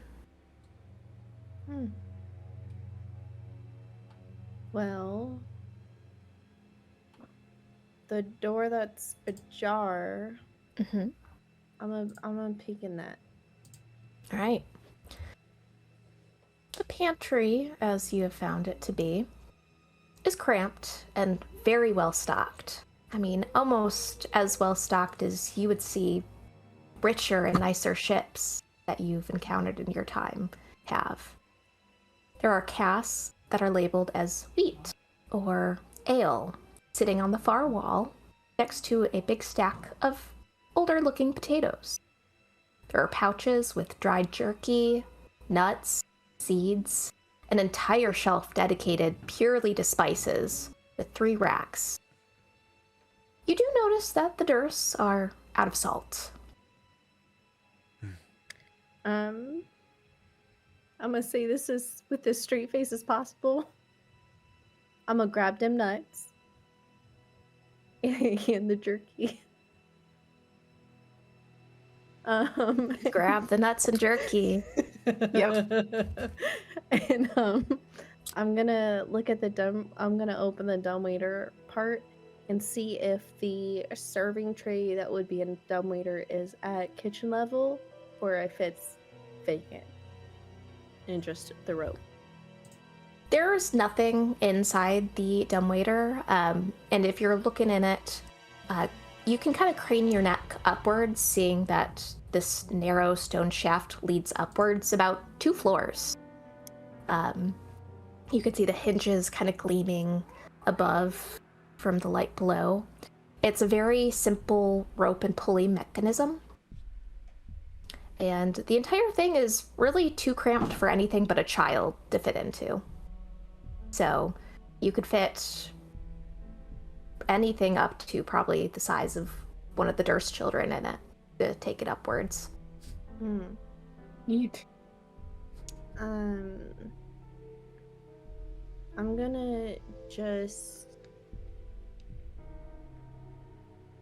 I'm gonna get a handful of food, put it in the dumbwaiter, and just start pulling it up. Creak, creak. It needs to be oiled. This thing has not been oiled in such a long time, and you pull it, and it like catches a few times, but then it keeps going. No one attempts to take anything from it.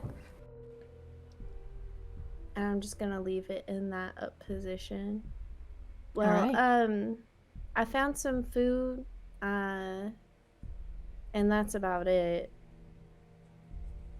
Well, I had let it luck with finding food as well. be nice. We Let's see got what's a top behind hat. this door. You got a top That's hat? the best find of all. Yes, it suits you. Thank you. What kind of room did you guys get? There's a closet. Part of the Yeah. dining room. There was only a top hat in it? Oh, there's other stuff, like black cloaks. Boarding. The top Well, hat was the important part. Wait, I might there- need a cloak. in a house as lavish as this, you're telling me there's boring black cloaks in the closet. Pretty Did you much. check the pockets? Well, it is the Oh. living room. It's not a bedroom. Exactly, that was I was gonna say. There's one more door, by the way, Yeah. on the other side of the room. Oh, I ran to the door. I was already on it. Oh, you go ahead. I Teamwork. go ahead. Avrea, you turn the doorknob and attempt to open it. It's locked. Of course it is. You guys got the open one. Well, it's locked. What do we do? Do you want to punch it? You know I wanna. But what if Sarah's it like, acts let me at an it, let me at envelope? it. Is it a could've good pushed through. idea? We are vandalizing a house right now. And looting. Parents are probably dead at this moment. Yeah, that's So sure. Yeah, that's true. I Go punched for the it. Okay. Hey, you know what they Hey. say, you only live once. door. Yeah, So- you usually do. That's It's gonna what the get parents punched. can Is do. that what I'm gathering? Yes. How many things can you punch in this campaign? That's what we're gonna find out. Exactly. We'll find out. Go ahead, roll me a unarmed strike. Yes. Okay. That's a 19 to hit. Ooh. You shatter the lock. It does not feel great, but you do it. You like feel a sting on your hands. Oh. But the satisfaction of punching that thing and it actually opening, oh, that's the part that gets you. You're just like, after all those frustrating hours you spent punching that envelope, just willing it, trying to get that to open. The fact that something finally opened for you. You're told feeling you. quite happy about that. Told you I can punch. Good show. So your punches do work after all. I'm That so was glad quite they hot. do. Thank you. It was. Real quick, we do have another inspiration cue. Do we? We did? Let me see. I think we have it. Baklava. We have 3.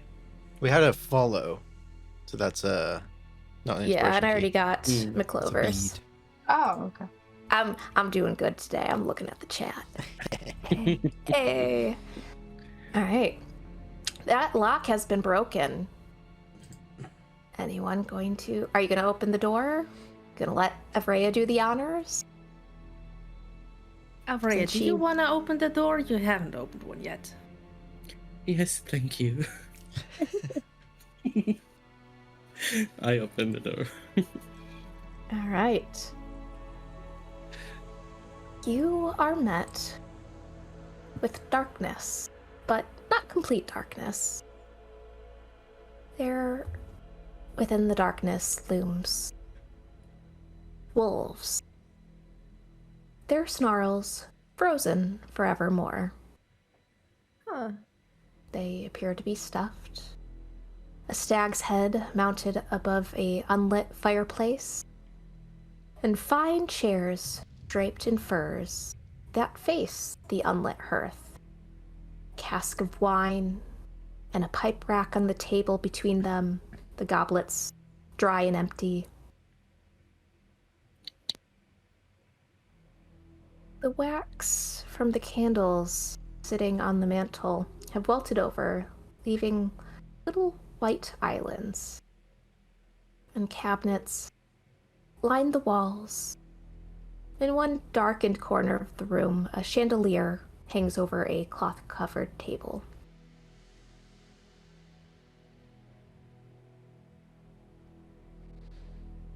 Hunters. Yeah. Rich people. Yes. Tell me about it. Well, beyond whatever you hold you can hold on to the rich people, but look a little bit further. Don't just scoff at everything you see just because it's lavish. You might miss something. It's all pomp and flair, is it not? It's all just presentation at the end of the day. I mean, look at you. You're fancy with your hair and your cloak. You, decorated with all your tats. You with your suspenders. That's reaching, I know, but, But, I mean, just take it in a little bit.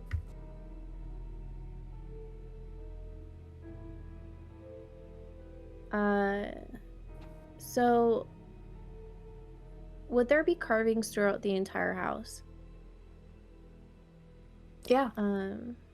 So I think, like, seeing all the heads and then it drawing her eye towards carvings, do those carvings look anything like her music box carvings?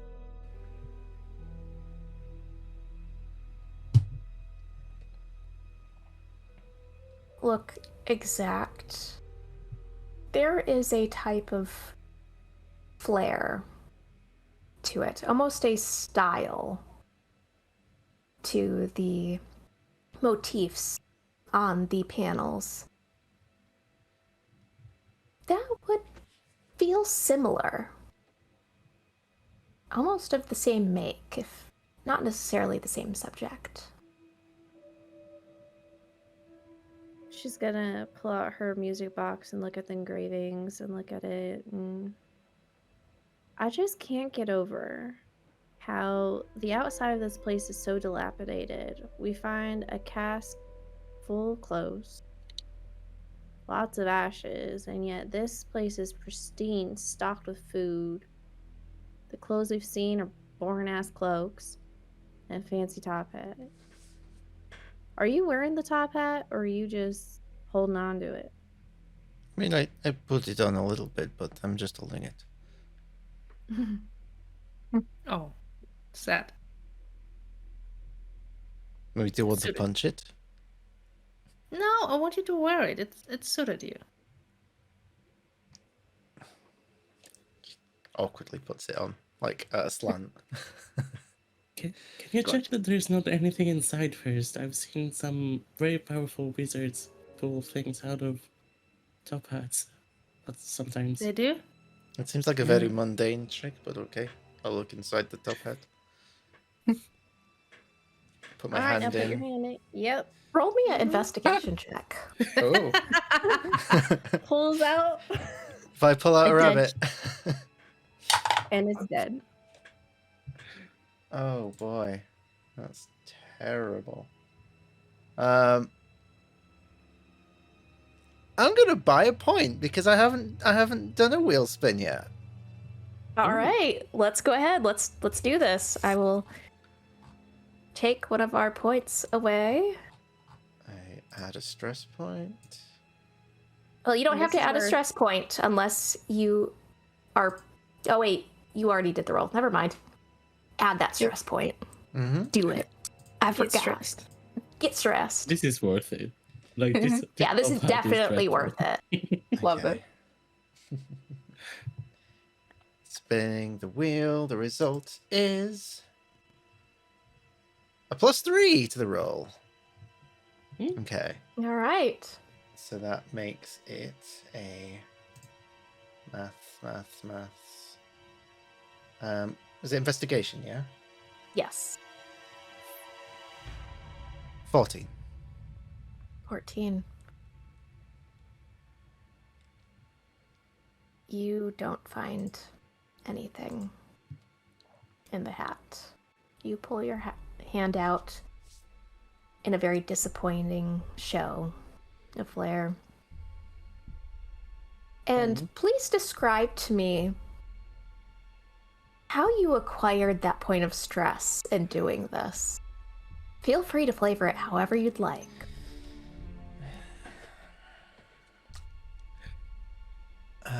Let's think.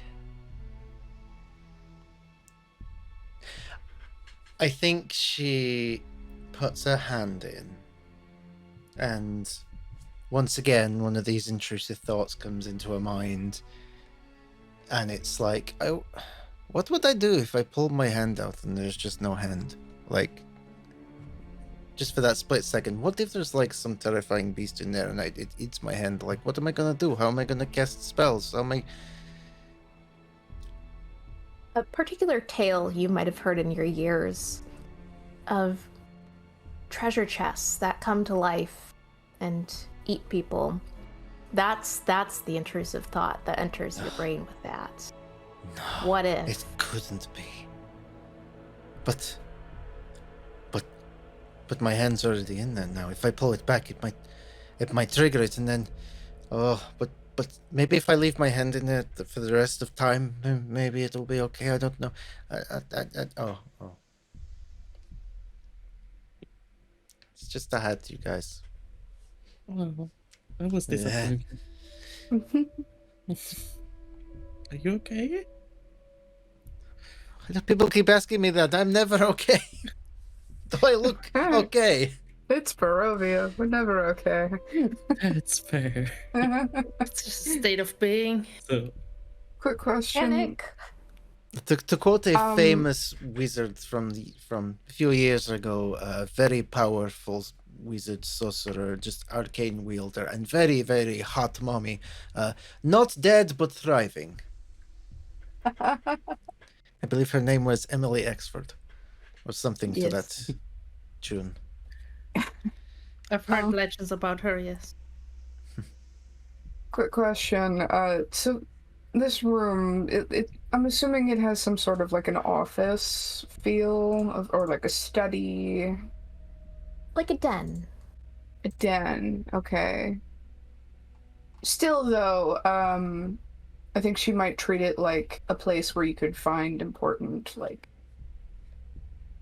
documents or like bills of maybe like a deed to a house, looking for anything significant document-wise. Cabinets. Cabinets, I would like to investigate. And I think I'd also like to gamble. Oh, okay. So you're gonna gamble. Yeah. So before you do anything with a gamble, you would, I assume, approach the cabinets to take a look at them first, right? So without an investigation roll, you would see that these are glass paneled cabinets. In one, you find an assortment of wine glasses, as well as a small wooden box. And the other is locked, sporting behind its glass 3 crossbows.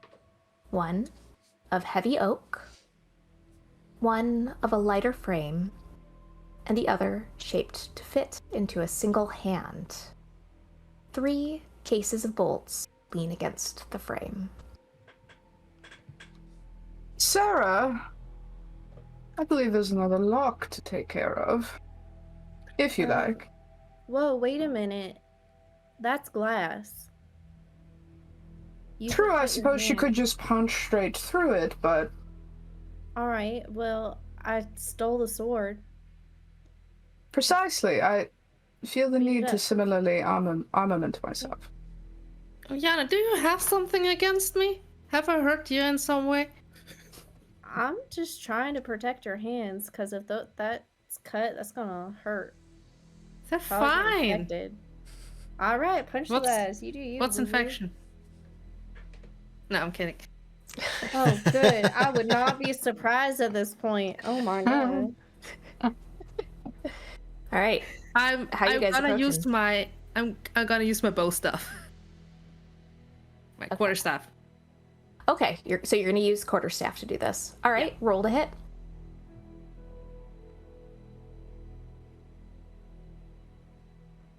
Because I'm not that stupid. Well, it's a 9. Your quarterstaff glances off of the glass, and it does leave a nice scratch in the glass, but it does not break it. It's You can embarrassing. roll the hit again. I have a Yes. terrible idea. I think before Sarah goes in to punch it, she's just going to like gently perhaps I can be of some help. And I think, let's see. Oh, Ooh, we're being we raided. got some raiders. Right. Hi, raiders. Hello. Welcome on in. in. Oh, wow. We're just in the midst of Curse of Strahd. Strahdalicious. Welcome on by. Ooh, Where it's a we 7 punch on my envelopes. wisdom check. And hit glass and fail. Anyone that's near the cabinet, she's just going to say, back up a bit, everybody. All right. What's she gonna do to these cabinets? Eldritch Blast. Yeah. Roll to hit. Ooh. 15. 15. Yeah, that glass is shattering. And how far back did everyone go from the cabinets? I didn't get near it. Okay. I would have gone think- I'm back just gonna about 10 get- feet. I think Just once, behind Lena. I think once Linnell realised this was some sort of arcane, she probably stepped forward. Forward. Yeah. Okay, how close to this cabinet are you then? Put in feet. 10 feet. 10 feet. All right. Roll me a d2. Okay. 1. What was that? 1. A 1? Okay. What is your armor class? 12. Give me one moment.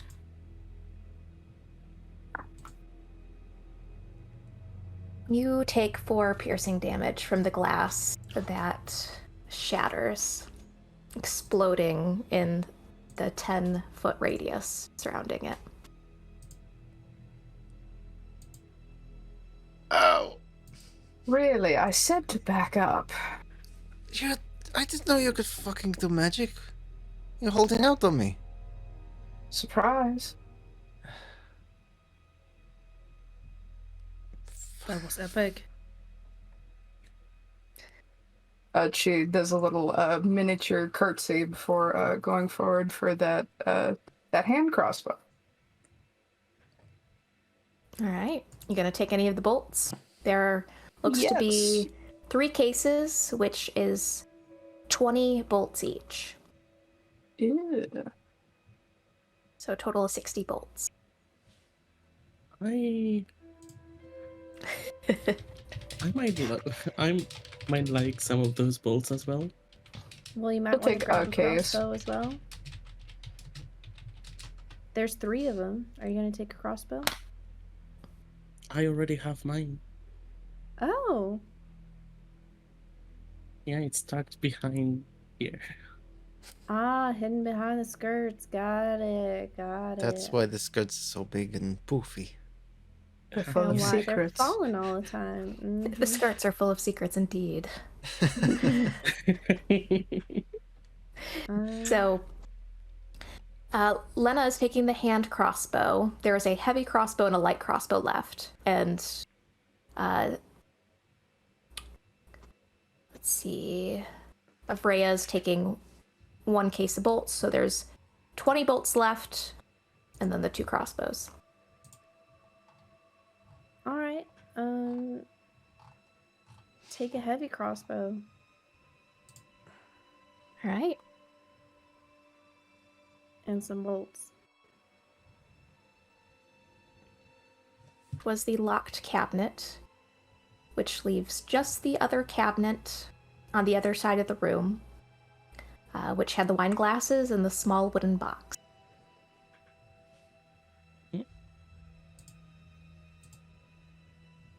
Does that box look anything like the music box? Nope. It is small and plain. Nothing extraordinary looking about it. I'll try to open it. When you open the cabinet and open that box, you would find 5 cigars. Oh, does anybody here smoke? Yeah, gimme. Points. It's like my whole deal. I Here? love God, you really need it. Yeah, there's like shards of glass still stuck in Linnell's face. that. Do you want? She needs it, guys. She needs it. Do you want me to Oh. help with those? You have something in your face. Yeah, I feel like, if you take it out, then it gets worse and, bleed. Yeah, you'll So- start bleeding. I kind of want to just... It's fine. Don't worry about it. It's fine. I do have some, I could do some bandages all over your face if that's It's Oh, fine, fine. because you take it out, you might damage me more, and then we're going to have a different conversation. You guys could attempt to do a medicine check on this. I will attempt Yeah. that. Yes. Me too. Are you going to get consent from Linnell first? Wait, do I need to... is it just to diagnose the potentials? To see if you could Like, take what could the I shards do? of glass out. Or, I mean, if Yeah. you want to see if you can So just diagnose. Also, you could always I'd do like a to help gamble. action. do you Y'all have are one? really going to use these counters today. There's All so right. many of them. We have to. Okay.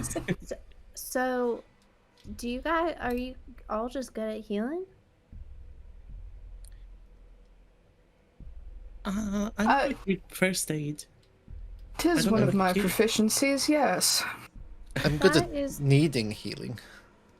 That is good to know. That is real good to know. Really, you should let us help you. Do you mind if I take a closer look just to determine if removing the shards would cause you further damage?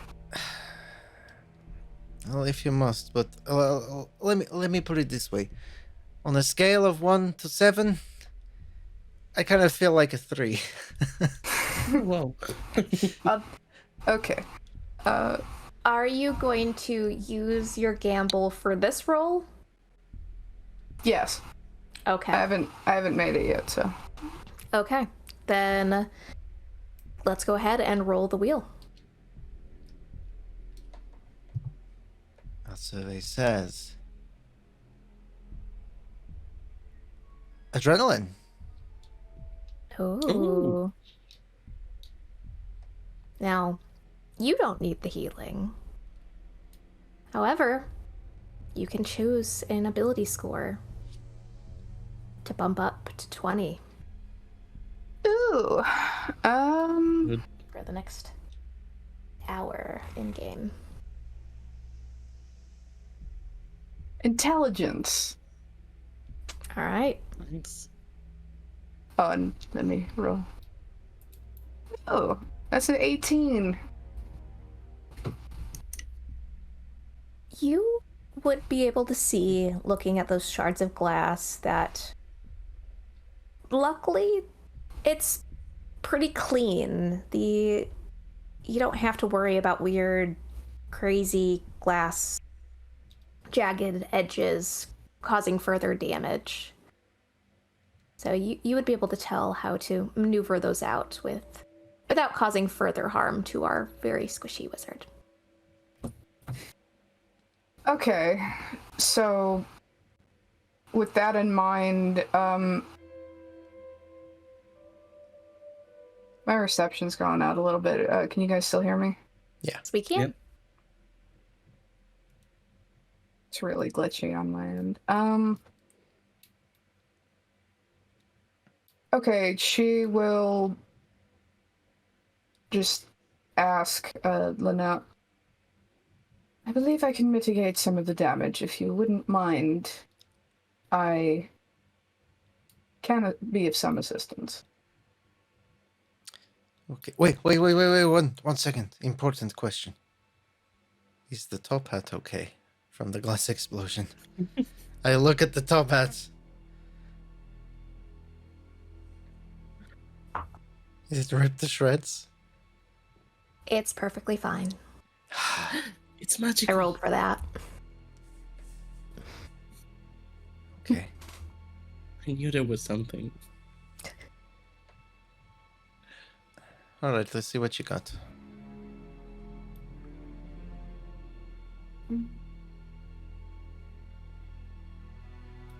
Oh. You still there? Let's see if the spirits actually did not like the roll and are haunting beyond Lena to Appears Bridget. to be. Okay, breaking the fourth wall. Okay, I think it's back. I don't Yes. think it's just Yep. you, Bridget. It's happening to me too.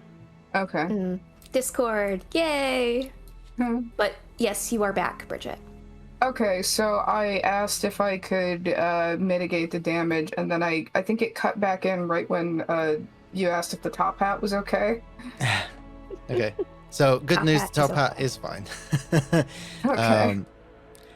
And Linnell said, "Let's see what you got." Okay, sure. Remove glass from face. All right. Are you... Describe how you do this. Are you quick about it? Are you tender and careful? Well, Lena's always tender. She will, bandages, I'm assuming, with an 18, there are some bandages somewhere. Maybe. Do you have any on your person?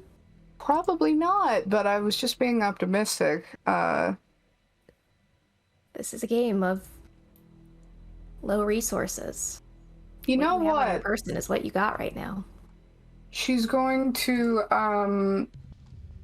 untuck her shirt and tear a section off of it. I stop her. I needed to lower this card anyway, so I Perfect. Yep. And I would see. have like arm wrappings. I could spare some in worst case as bandages. Okay. No, well, the thing is, she really needs her skirt to be shorter. It's become a Yeah. problem. Yeah. That is Okay. very true. I'll say that like she'll use the section of Avraya's skirts to maybe hold in place like as she removes the glass, and then the skirt is there to catch any blood, and then she'll like put pressure on it a little bit, make sure it doesn't drip, and she'll do that with like however many pieces there are. Same process. And as long as it isn't actively bleeding anymore, I mean, is it? Good news, Linnell. You're not going to bleed out from that today. She'll do a little bit one of these before she's done, and then just there we are. Know how I'm done. John in chat, Linnell needs help. Everyone start tearing their clothes off. As it should be. Tucking her shirt.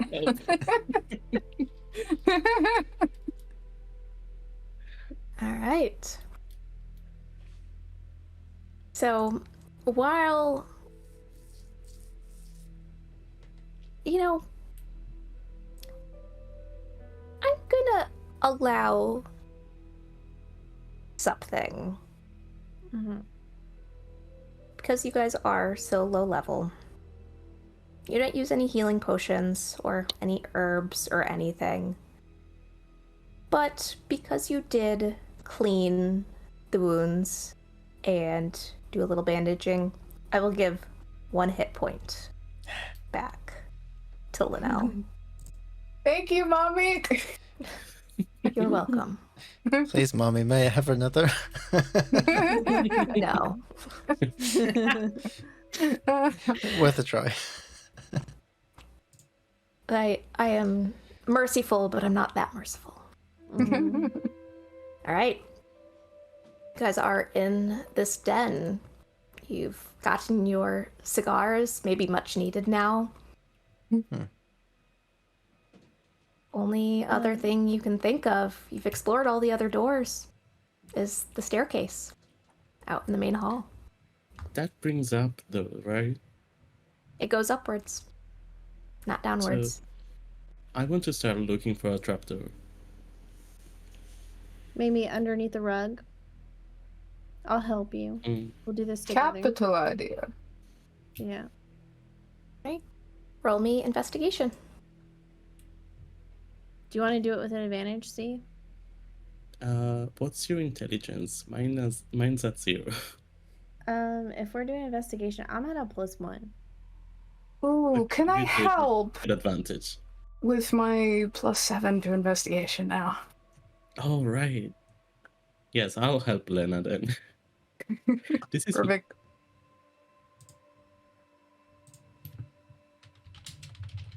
Oh, very nice.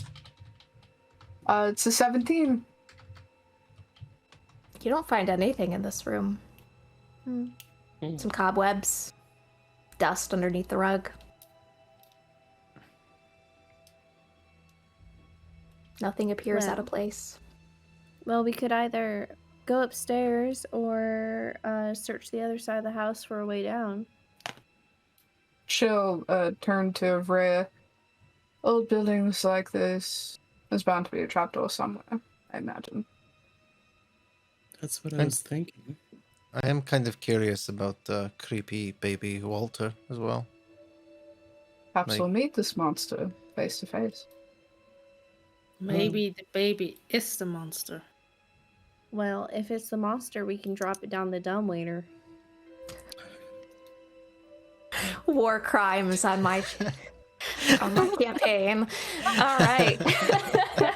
Well, As my brother often says, is it a war crime if there's a if there's no war? well, I did use the dumbwaiter earlier and just put a bunch of food in it and hoisted it up. So hopefully, whatever it is at least not gonna be hangry. There's that.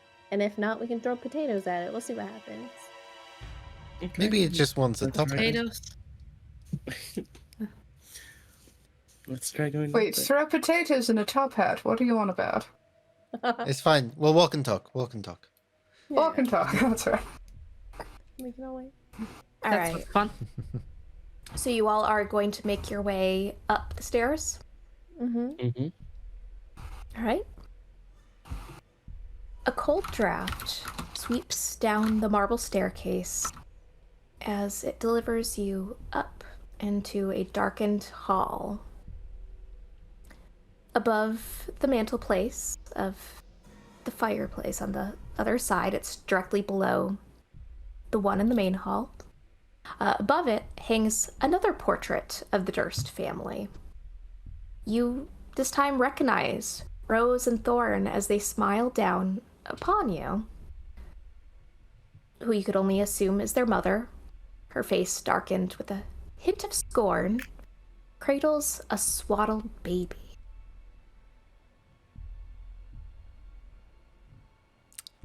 Walton, I There- presume.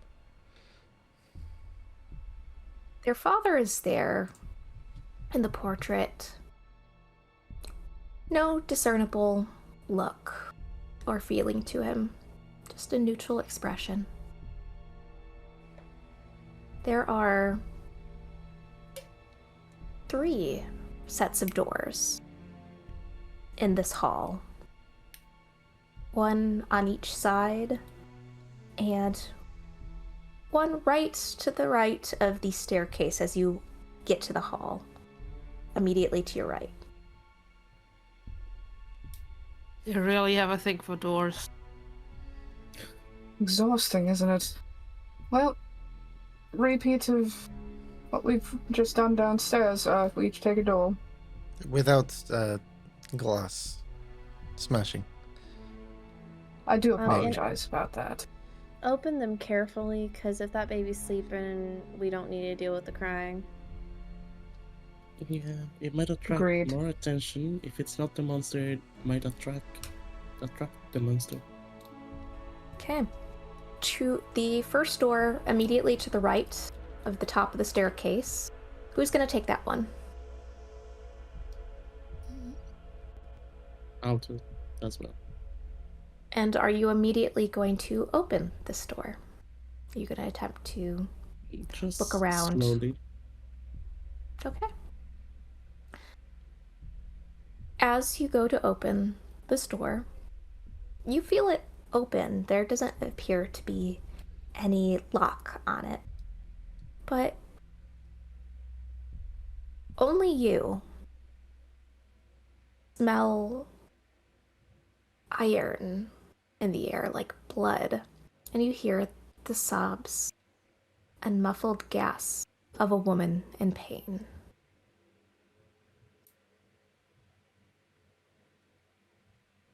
Rose? Is that you? Door opens to a small room, dusty and undecorated.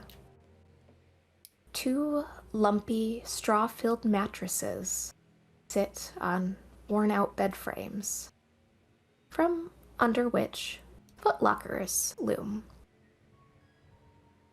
In the open closet, you notice servants' uniforms hanging, as well as what looks like the door to the dumbwaiter that Ileana had mentioned earlier, hanging open.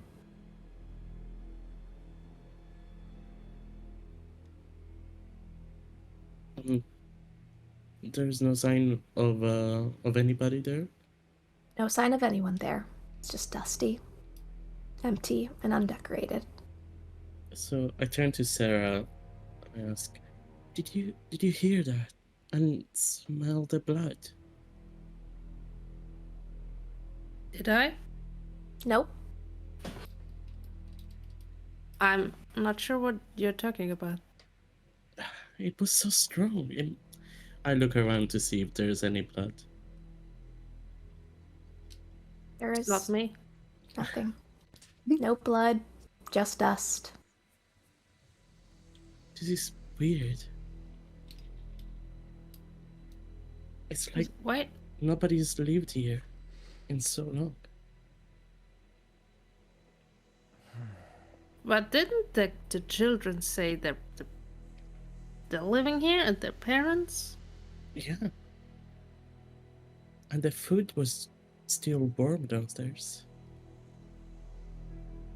You think it's some like magic bullshit? I think so, yeah. Again, I heard that woman. I don't know who that was. We didn't see a woman yet.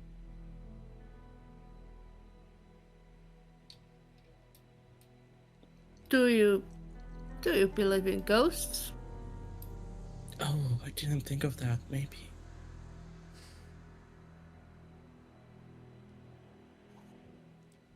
Might be one.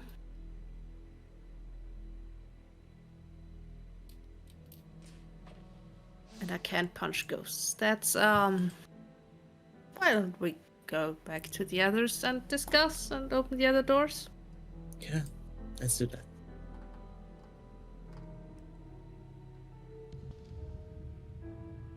All right. You rejoin them in this hallway. Anything? There are 2 more doors to the right or left. So who's at which one? There's right door and left door. I'll Right. take left. Okay.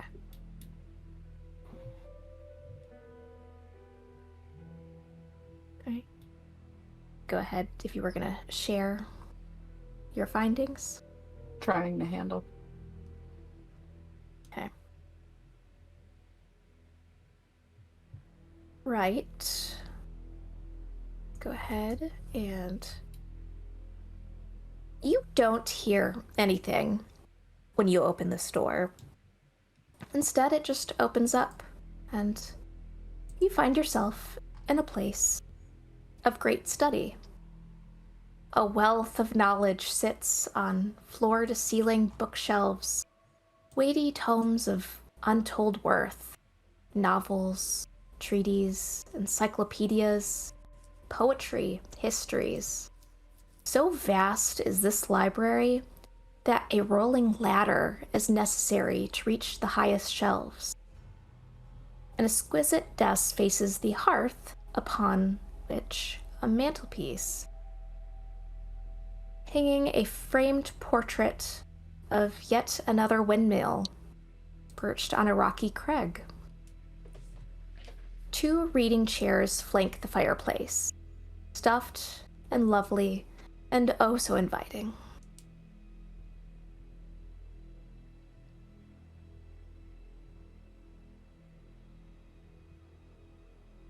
Okay. I think the rolling ladder is where she's gonna go. And she will search for anything significant about the Durst family. But keeping in mind one of the people she's traveling with, any books about monsters, the smuttier the better. Roll me a investigation check to start for the books. And you know what? I'd like to go ahead and gamble. There it is. All right.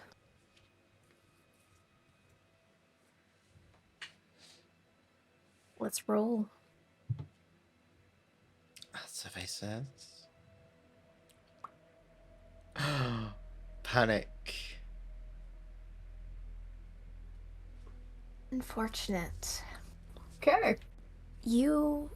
As you look around this room, get the eeriest sense from things surrounding in the books.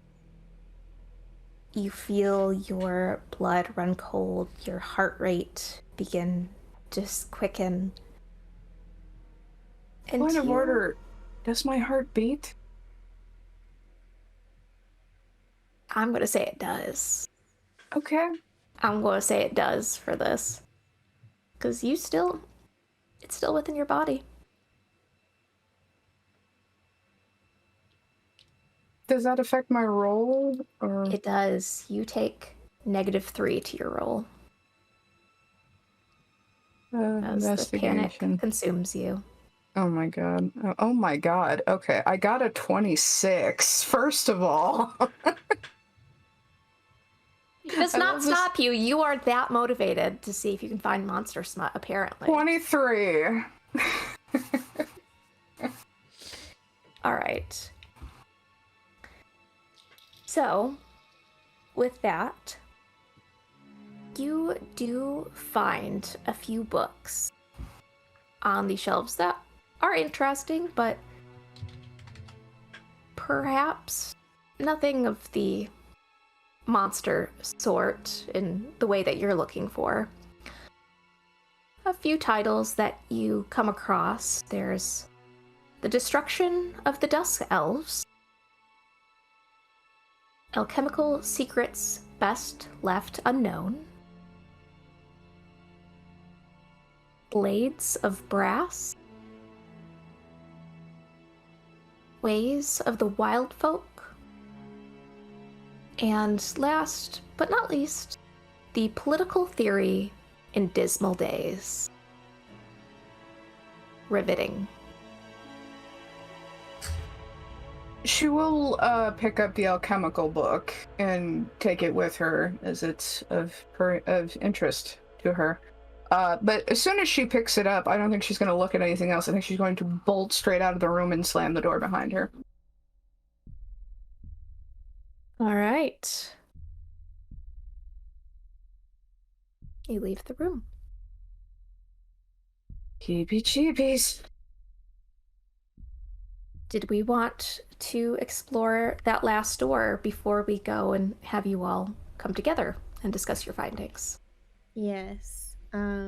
Before Illy opens this door, she's gonna look at the door frames of where her companions are going and compare it to her door frame just to see if any of them are less ornate or something special decorated.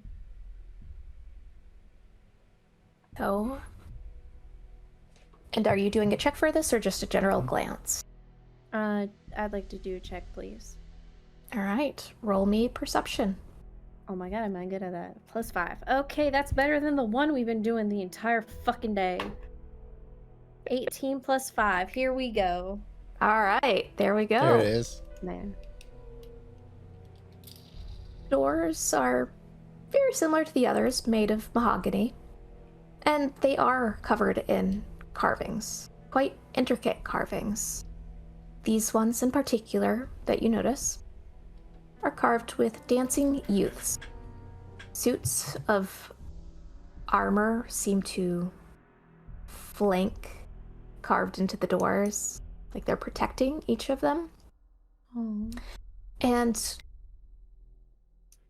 as you are looking even closer to these carvings, the youths that you see they're not actually dancing, but they're fighting off swarms of bats.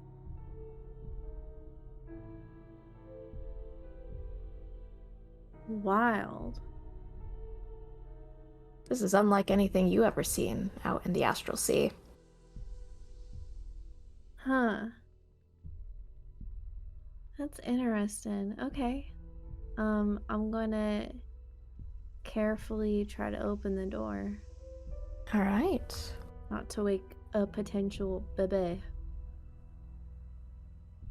You open the door to find another large room. A piano looms out from the dark, facing a nearby standing harp. The brass-plated chandelier casts a dull sheen in your lamplight, as if to heartedly warn you away from this room. The fireplace, like all the others, lies cold, decorated by alabaster figurines of dancers neatly placed on the mantelpiece. Velvet upholstered chairs line the walls for those that would be serenaded with what would no doubt be beautiful music. It's large and empty in here, lonely, A chill hangs in the air.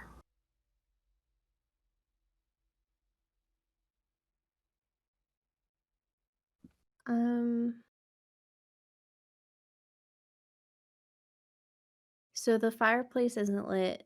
Is the room just dark in general? Just dark. You can see in it, but there are no lightings. There's no fire in the fireplace, no candles being lit. But there are candles, they're just not lit. Just not lit.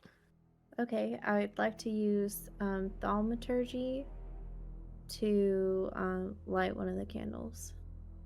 All right. It lights up, and immediately you hear a quiet whimpering. Hello? No response.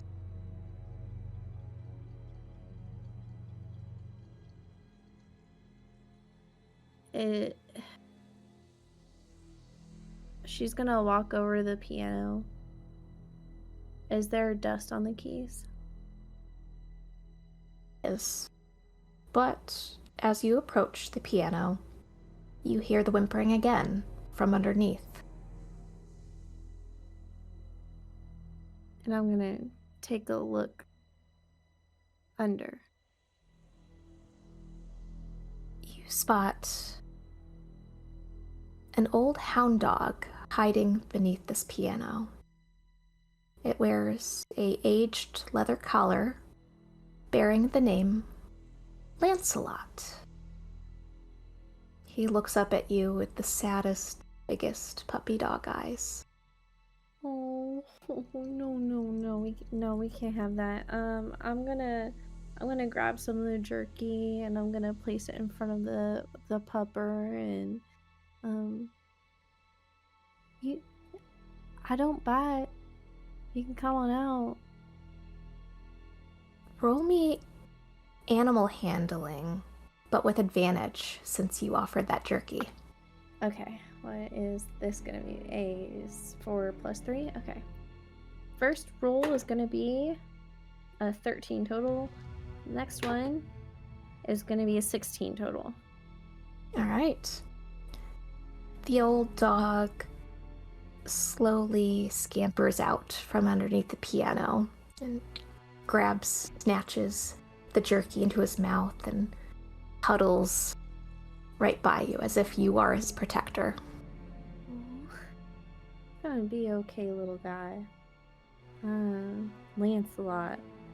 It's a pretty good name, and you know what? I could use a new crew member, so I'm gonna go to Bundle and pick him up. He's a large dog, being a hound dog, but as you pick him up, he is light enough to carry, and you would feel his rib bones sticking out. He's clearly underfed. I am going to feed you so well, and she takes this dog out of the room. You guys, I found a pupper. So cute. Oh, that's a plot twist. You can see the ribs though. Awesome. Poor guy. What can we give him? There's a lot of stuff downstairs that is just rotting. I kind of want to keep him. I mean, if the Dursts are dead, somebody's gonna have to take care of him. You know what they say, adopt, don't shop. True.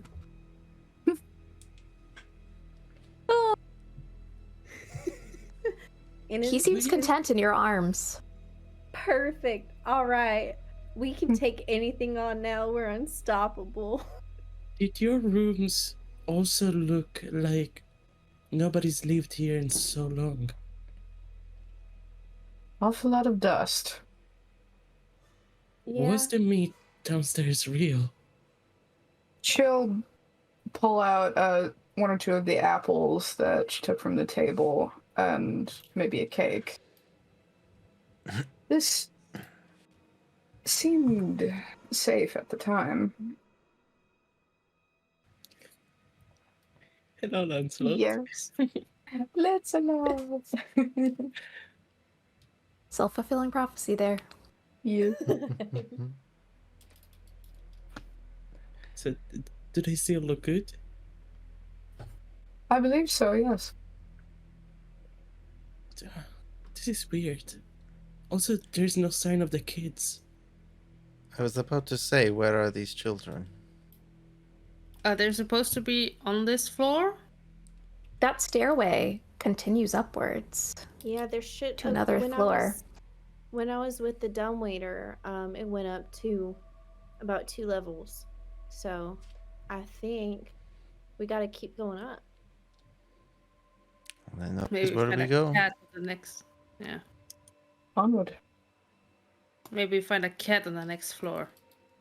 Oh my gosh. Maybe. Yes.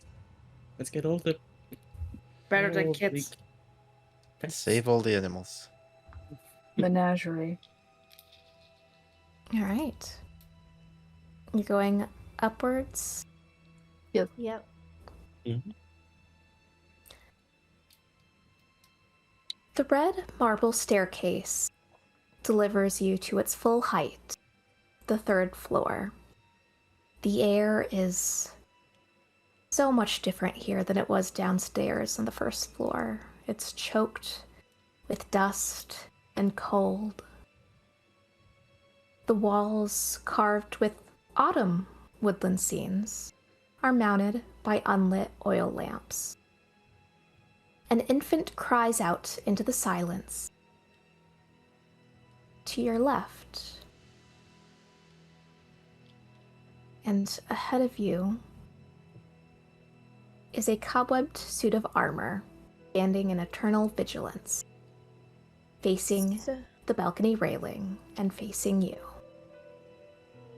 So, when I went into my room, I looked at the carvings outside the door, and it looked like a bunch of kids frolicking and dancing, and there were, like knights protecting them, but it was not so much that they were dancing as if you look closer, there were like these little bats coming at them. They're like, no, these bats, don't like them. Bats are never a good sign. Do you think this knight is the one that was protecting them? I mean, it kind of seems too close to be a coincidence. I feel like the carvings kind of tell a story of who they are, kind of. So, I'm starting to think it's who they were. me too. What does that mean? Yes. Who they? Yeah, we probably think they're dead. I mean, look at all Right. those cobwebs and the dust. I think With the just in case, she's going to like wave her hand in front of the eyes of the suit of armor to see if it like moves or reacts at all. You move up to the suit of armor.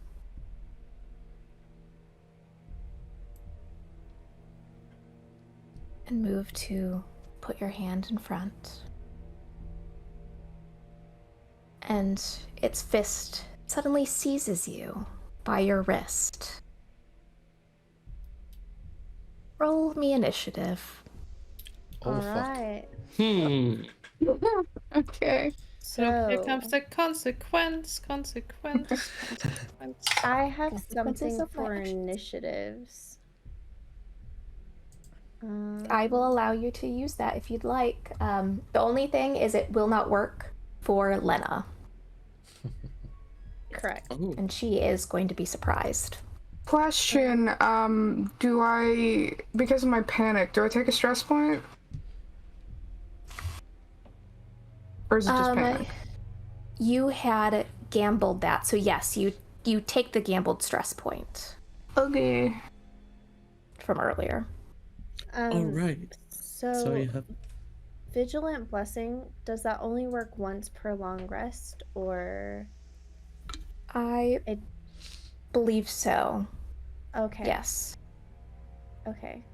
Because it doesn't have a click thing, so I wasn't sure, but that seems like... I'm not going to use my Vigilant Blessing yet, if that's the case. I got a 17. Okay. Let's see. So the stress also works for initiative, right? Yes, it does. So I got a make sure 16. that 16. That's a 15 for me as then. 15. Mm-hmm.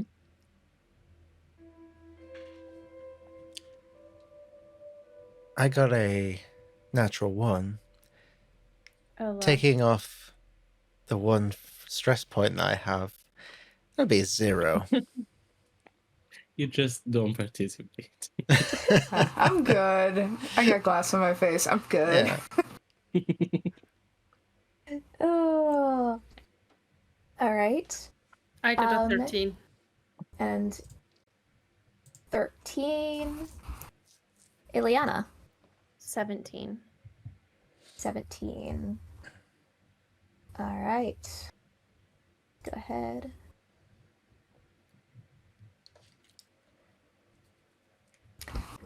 So, since it did use its action not to hurt you, but to grab your wrist, Lena, I am gonna go in order, and you are not gonna have a turn this first round. You are surprised, but neither will the animated armor have a turn.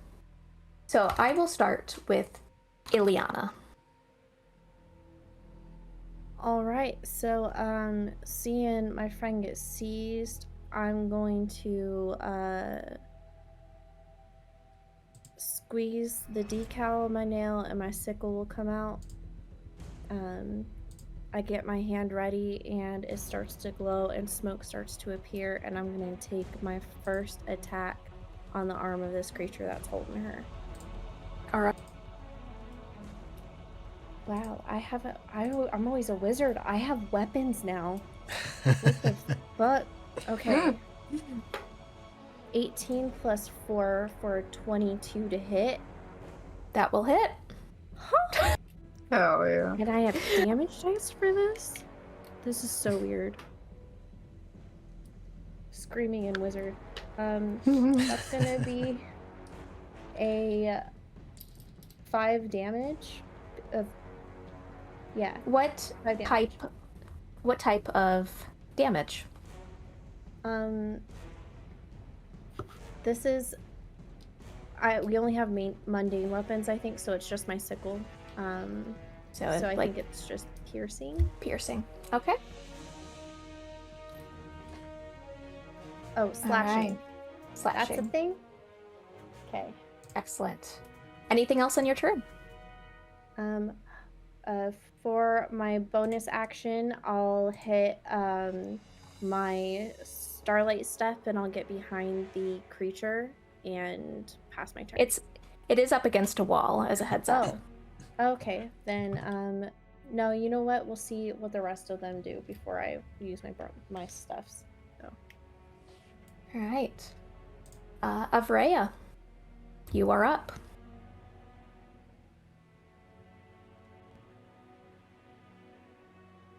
Oh, you're also muted. Whoops. I reach with my hands and I cast Frostbite, which he needs to do a Constitution saving throw for. All right.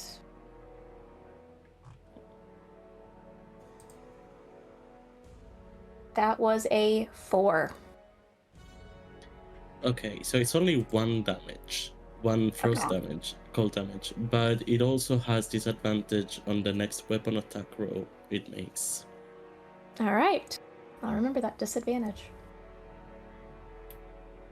All right, Sarah. I will punch it with my quarterstaff as an action. Surprise. That's going Roll on for a hit. t-shirt.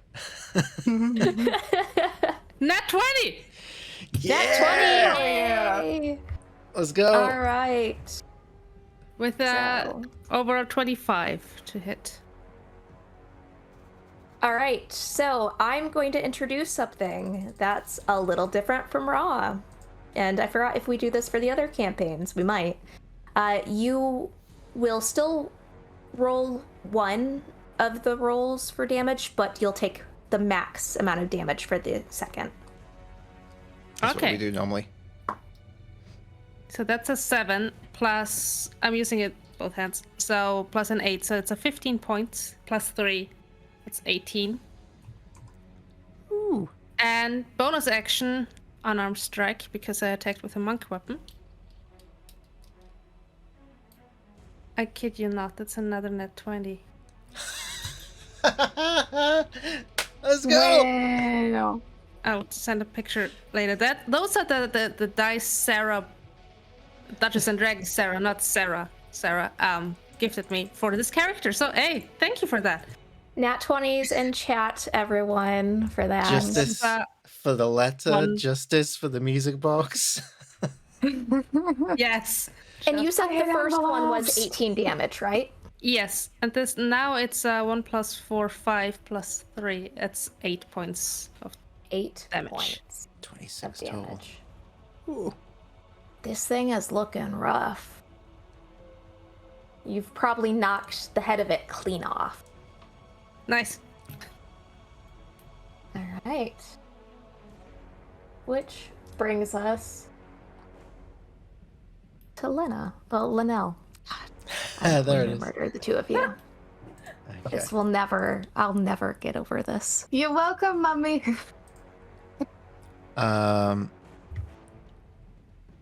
Okay, so yeah, Linnell's been a little distracted ever since the mention of bats, hence why she's taken wait until now till act, as she shakes off the deep thought, sees all this shit going on.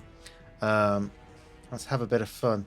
I'm gonna bonus action Blessing of the Raven Queen, and I'm gonna get right up in this thing's face.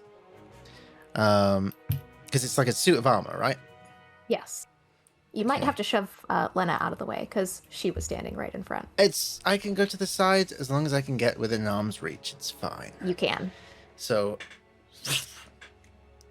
I appear right next to this thing, and I just place a hand on it, and I say, "That's quite enough of that," and I will cast Shocking Grasp. All right. She's like, roll to hit.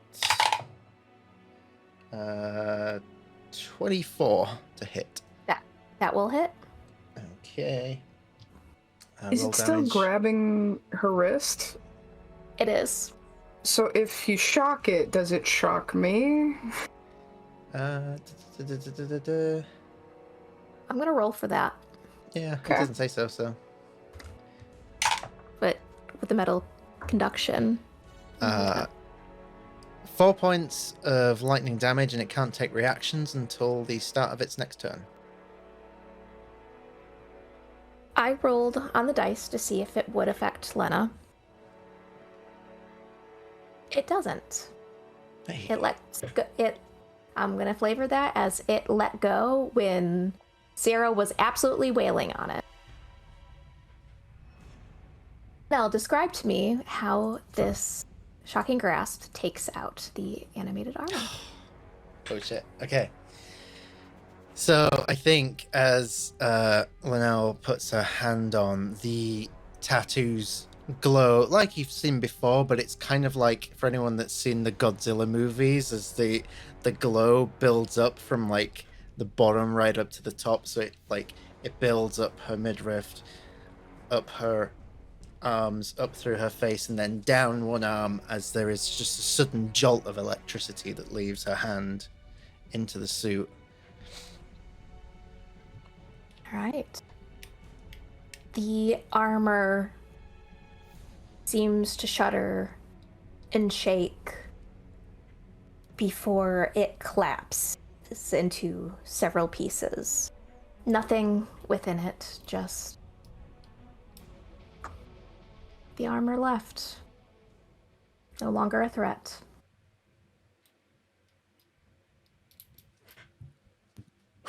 You know, you really should be more careful. It's a dangerous place, Barovia, you know. Wasn't expecting that. Thank you all. He wasn't expecting us, clearly. Won't make that mistake twice. Keep your wits about Well- you. On the bright side, doesn't seem to be protecting the door anymore. Is Walter still crying? You still do hear an infant crying out, muffled by the door. And you'll be looking around this entryway at all, this balcony of sorts. Sure. Yep. You can feel free to roll me a perception check.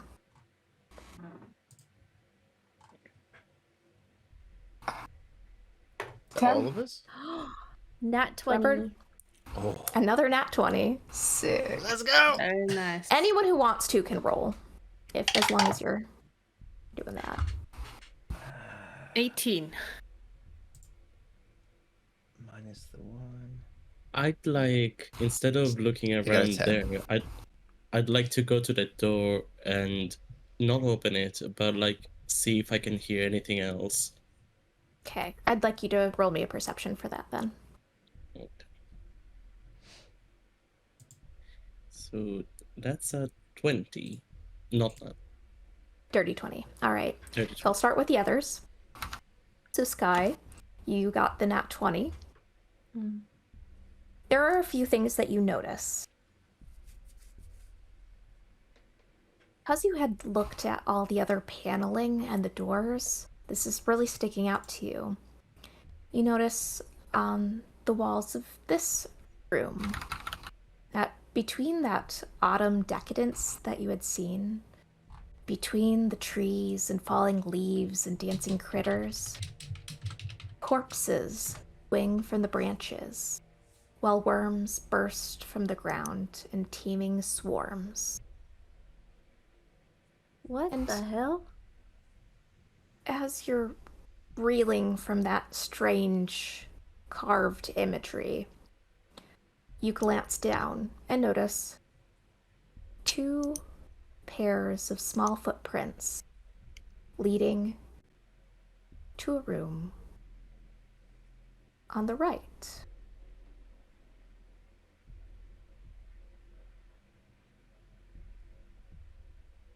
That why would they put corpses on a door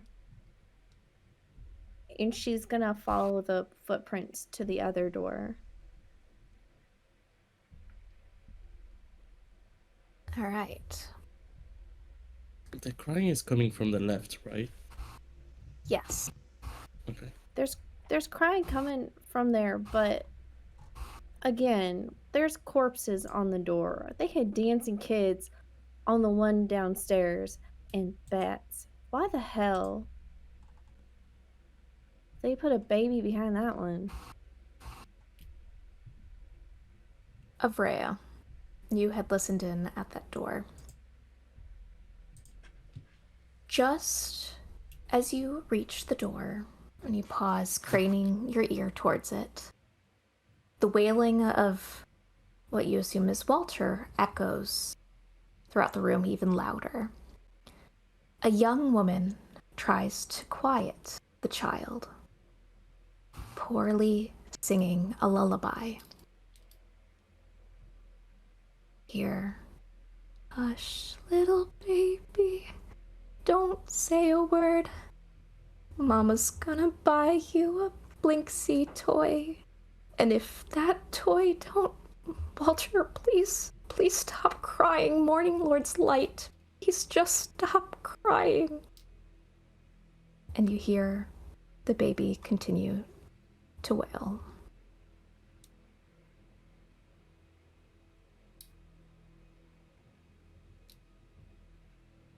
Does it sound like the same woman that was crying downstairs? That I heard downstairs? It sounds familiar to you.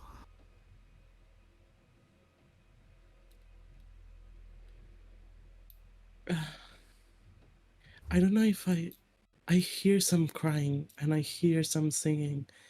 I'm assuming it's the mother. I don't know if I trust it. I heard something downstairs as well and she wasn't there.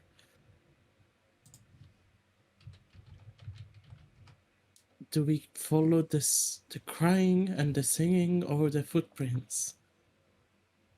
Isn't the mom supposed to be Downstairs? in the cellar? Yeah. But like maybe the ghost will reveal something. Maybe. Or maybe it's a nanny?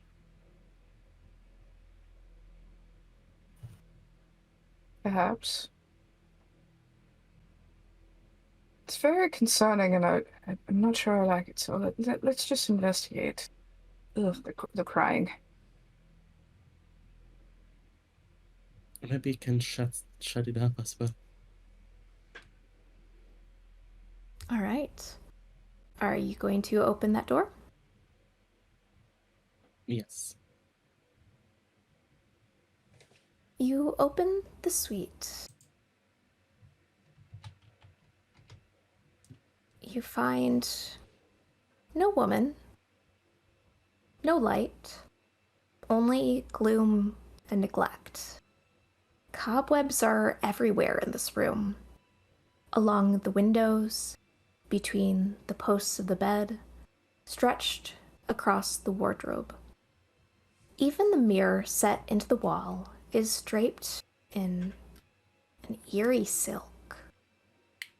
Stained glass doors lead to to another balcony you saw from outside, and the gloomy, dust-choked air seems to haunt this place like it's a distant memory.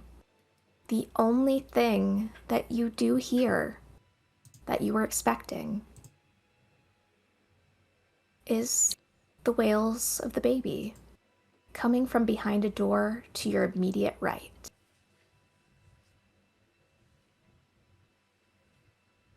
You said there's a mirror, Yes. and what did you say about the mirror? I'm sorry. See. There is a mirror set into the wall, so it's in the wall, that is draped over haphazardly with silk. Can I find something to cover it? It has the silk, so if you wanted to, yeah, it's already covered. No, okay. You see like a little tiny bit of it that's reflecting out. Okay. Never mind then. So I try to follow the crying again. Okay. You open the door to find a nursery. The nursery contains a crib covered with a hanging black shroud. A woman wearing an apron stands in front of the crib, humming that lullaby.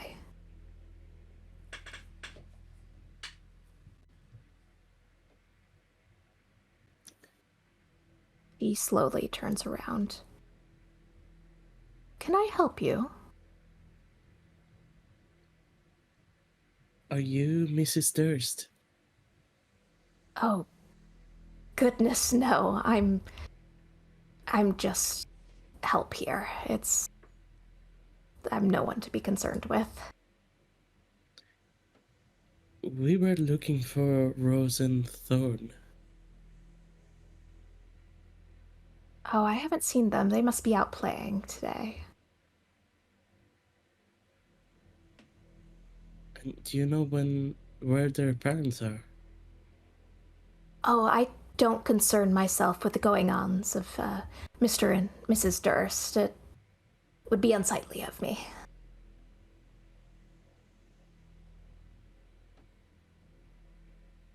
Okay, I'll leave you to it then. I try to before going away. I try to look around and see what I can see. All right. Are you going to step further into the room? Maybe while I was talking, yeah. You see not much. The room is not very well decorated. It's fairly bare bones. But you do see a baby-sized bundle lying in the crib.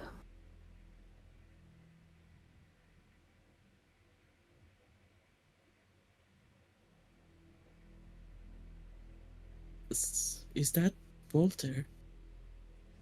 Yes, I just got him to sleep. It's been a nightmare. I'm so sorry for the noise. I don't wish to disturb the Durst guests. I apologize. And she looks down at the floor. May I get near?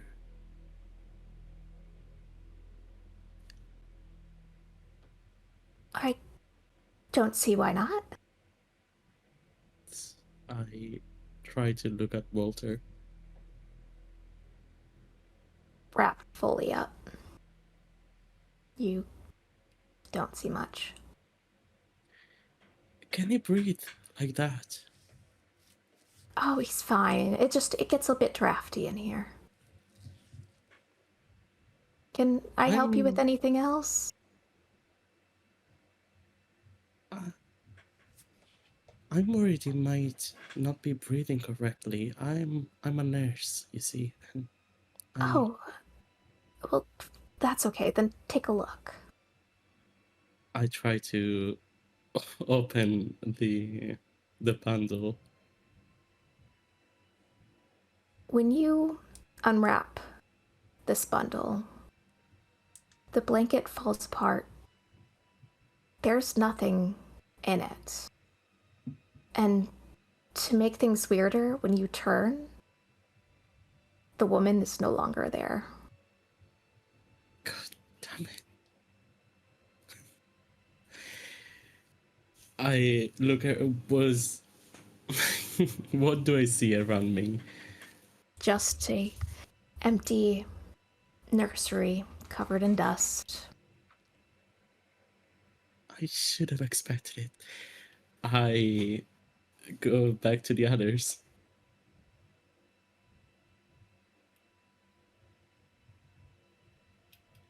You look like you've seen a ghost. Are you okay? That's a nice joke. I did. Wait, what? Yeah, it was... I guess it was the nanny. And supposedly there was Walter, but then I tried to reach for Walter and he kind of disappeared, and so did the nanny. Ghosts. Baby ghosts. Well, And nanny ghosts. there's a lot of dust throughout this whole house, but you know where there's not any dust? Down here following those footprints. Going in through that door. Yeah, Sure. Follow. let's go there then. All right. You're heading to the next set of doors. Mm-hmm. You have to take a little corner around to reach these doors. And you will notice that there is a smaller door right across from them. So you turn a corner, there's a small door, and then the big double doors. The footsteps lead into the big double doors. These double doors are paned with stained glass. And they're quite heavily covered in dust. So the design is not readable as is. Are you guys gonna push open the doors? The door, though, because we're following these footprints, the handles, are they free of dust like someone would have had to open them? That's a good question. Everything is covered in a very thick layer of dust. It does not look disturbed. Interesting. Well, we've got a very small door and this beautiful door. What would you guys like to do?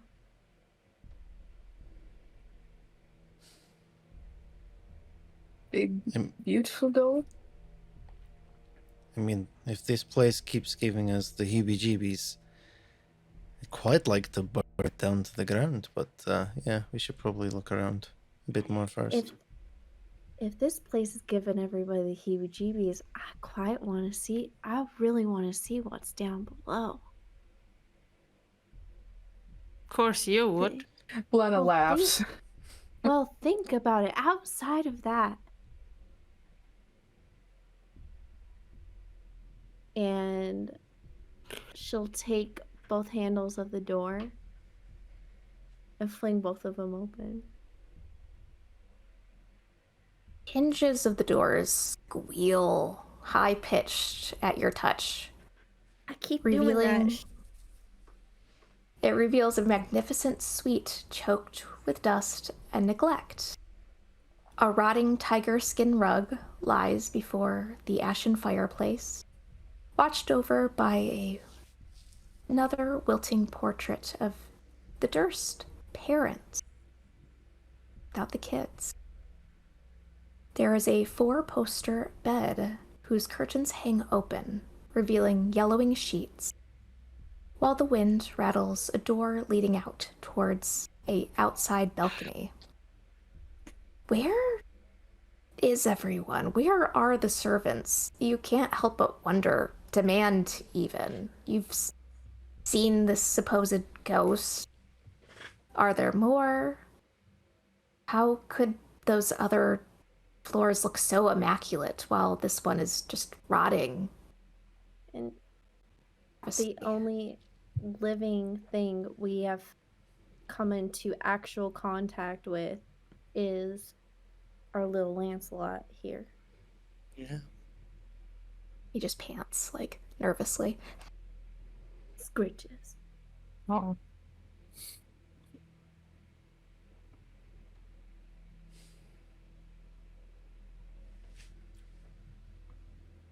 See what we can find in this room. Anything else? I'm gonna go towards the door to the balcony. All right. Do you want to go to that door first? Or examine the room first? How shall we do this? Examine. All right. Rollies. As you all look around, and as Linnell heads towards that door, the wardrobes are empty. Completely empty. Everything's gone. Not even a single hanger remains. But there is a vanity, caked in grime and dust. A equally grimy jewelry box sits upon the desk. The dumbwaiter that reaches to this floor yawns. Open, gate almost stuck in its frame, and you find another dusty mirror set upon a closet door. And whoever looks into the mirror, beyond your confused, disgusted expressions, you see the reflection of only the gloomy neglect of the suite. Peering in the jewelry box. it does appear to have a few things. You find the jewelry box itself is made of silver with gold filigree. It contains inside it 3 gold rings, a thin platinum necklace with a topaz pendant, and a folded up letter.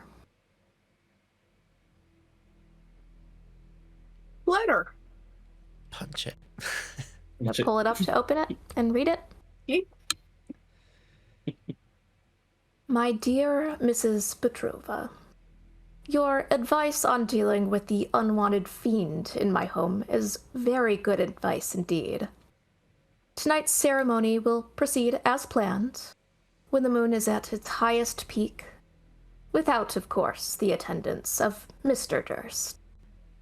I must agree with you that, yes, with such an innocent sacrifice, our proceedings may indeed have better results.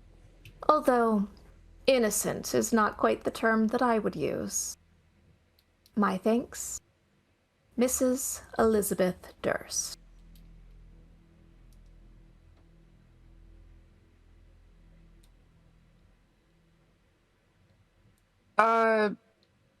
Anyone who looks would notice Lena's eyes get wide.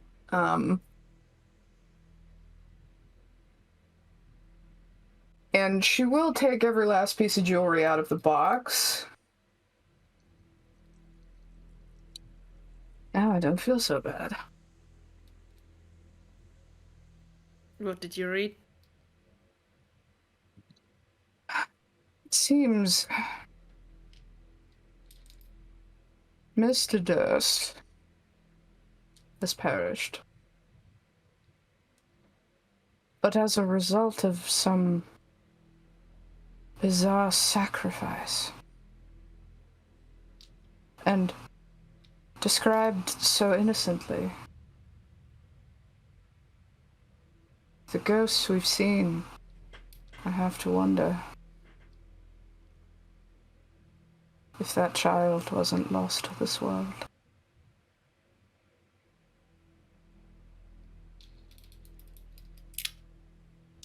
But she will show everybody the letter so they can read through it.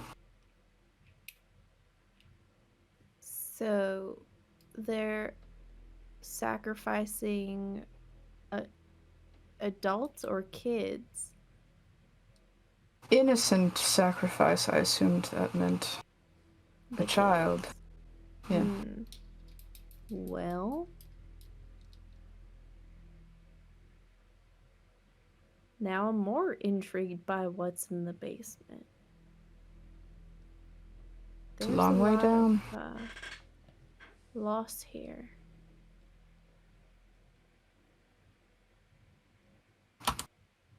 So Linnell stopped at the balcony door to listen to all this, and at this point she tries to open the door. It does not budge. You don't see a lock on it, but it does not budge. Fists, you're up. Coming! What seems to be the problem here?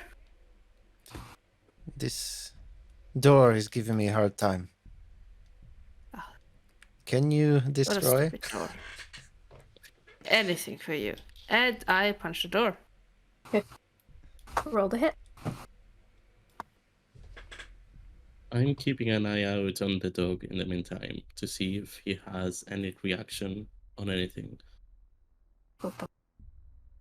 Another 20. Another Oh my god. A nat 20? Yeah. Holy shit, those dice. Wow. It's the third one this session on that die. Thank you. It's the 6th one of the session. It's a 25 to hit. 25 to hit. Roll me damage. Damage die again. Did I say with what I'm attacking? Or is it just an unarmed strike? You're punching. You're just So. punching an arm strike, punching the door. That's I think 6 points of damage. Yes. Oh no, hang on, not 20. So 6 plus another 4, so 10. You punch at this door. And you'll find as you stand up, it's made of wood, glass panels allowing you to peek outside over the mist. You punch at the door, and it's a solid punch. You feel so incredibly good about how this is gonna go. But the moment your knuckles meet the wood,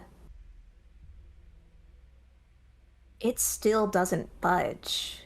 You don't damage the glass.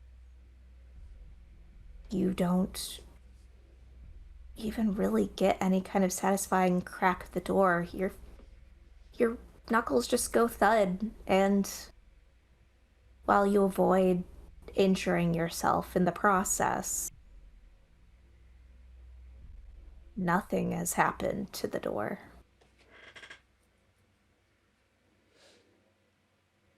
You get a strange feeling. It's not that this is a indestructible door, that you just didn't punch it hard enough, or perhaps it needed a lock. No, what you feel is much more insidious than this. You get the sense that the door didn't open because it chose to not open. It did not want to let you out, and therefore, it won't.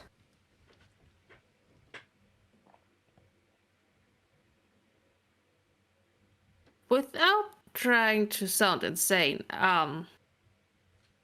the door chooses not to open and did not fucking budge. And I do The have to door is ask you, alive. Sarah. Your fear, your greatest fear, while this is not exactly it, would this have an impact on your psyche, knowing that you're not allowed out?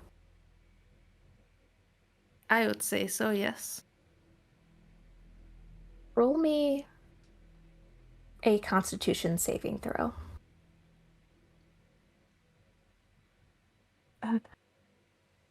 Not 20. Come on. Another one. Patch, what the fuck? Wait, what? I swear, I can't take a picture because my phone's my fucking camera, but I'll take it with the old phone, but it's another fucking 20. Oh my god. Like, You feel, at first, the panic start to rise and build it in your chest as almost that claustrophobia hits. But then you remember you're not alone. You're not alone in the woods, in your cabin. You're amongst other people who are in the same situation as you. And that grounds you and allows you to take a nice deep breath as you calm down.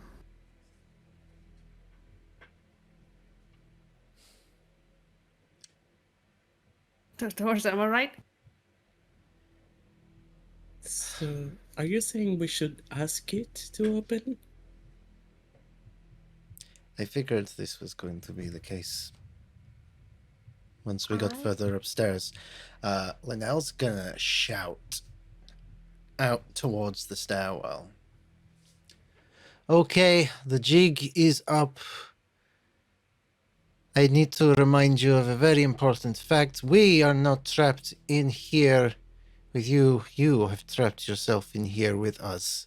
So choose very carefully because we can make things very fucking difficult for you, should you keep us here. Your shouts are met with silence. Okay, hard way it is. Okay. Well, Lancelot, little buddy, there's one place we haven't been yet. There was a little door about your size, bud. You want to go check it out while they're figuring out the whole we're trapped situation? Lancelot looks up at you, his big eyes wide, and you get the sense he'll follow you anywhere. You're such a good boy. And Bark, bark. Bark, bark. and we're gonna go look at that little door.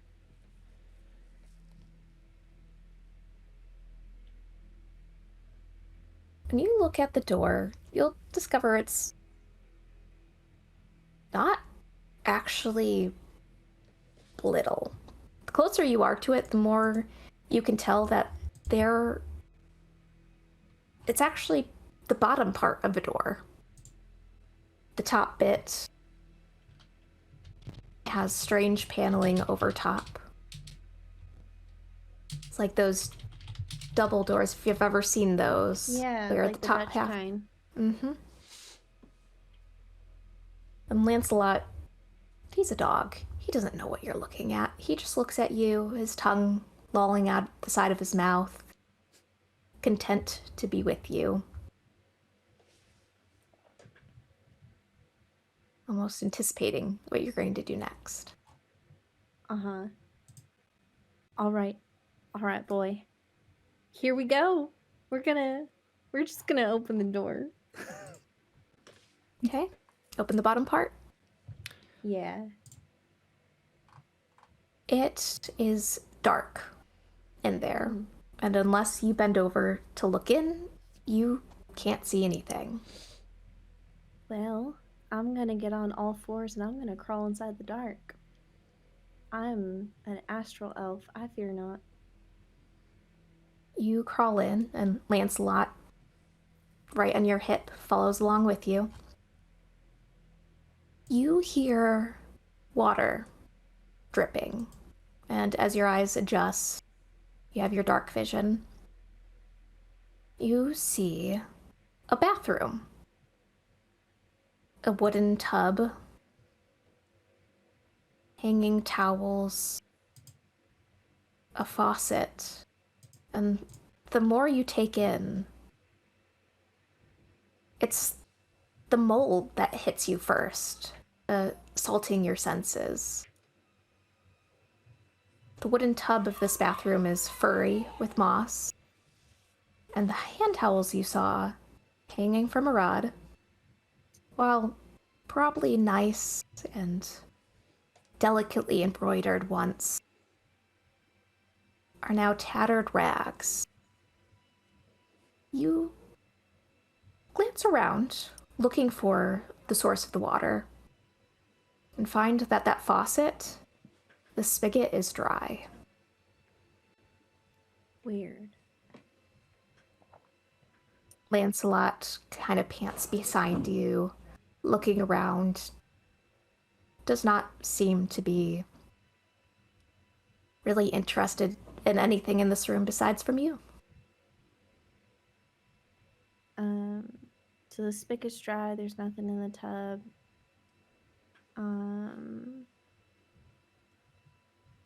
If there's nothing interested in here, I don't have a reason to be in here.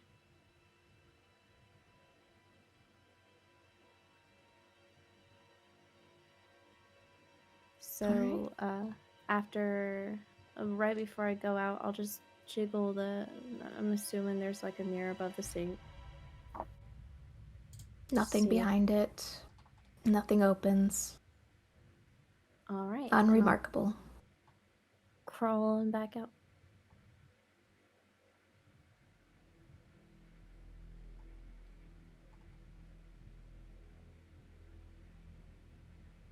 You enter back onto this balcony. And you get the sense you all missed something. That there was more to this house than your original glance through led you to believe. That there are secrets you have yet to uncover. Any last things you guys would like to discuss before we end session for today? So I didn't enter the room that Lena went in. I was with Lancelot outside. Okay. But when they come back out, I asked them, so did you see that mirror? I don't want to get near it, but maybe we should check it out. It doesn't seem like a normal mirror. Well, we could. Though there is a much darker secret hanging over this house. And she will pull out the letter and explain some of their theories to Araya. I worry that one or perhaps more of the children may have perished as a result of this sacrifice.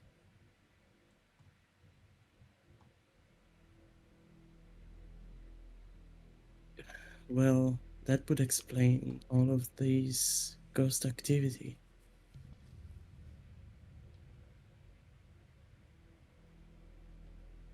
We could investigate the mirror, but I am inclined to agree with Ileana in that the basement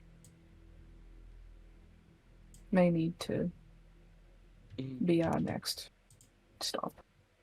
Yeah, it's just from here at least, it looks like the reflection looks wrong. I can't really see, and it freaks me out, so that's why I don't want to go near it. But maybe it could have a clue inside as to how to get to the basement, because we didn't find anything.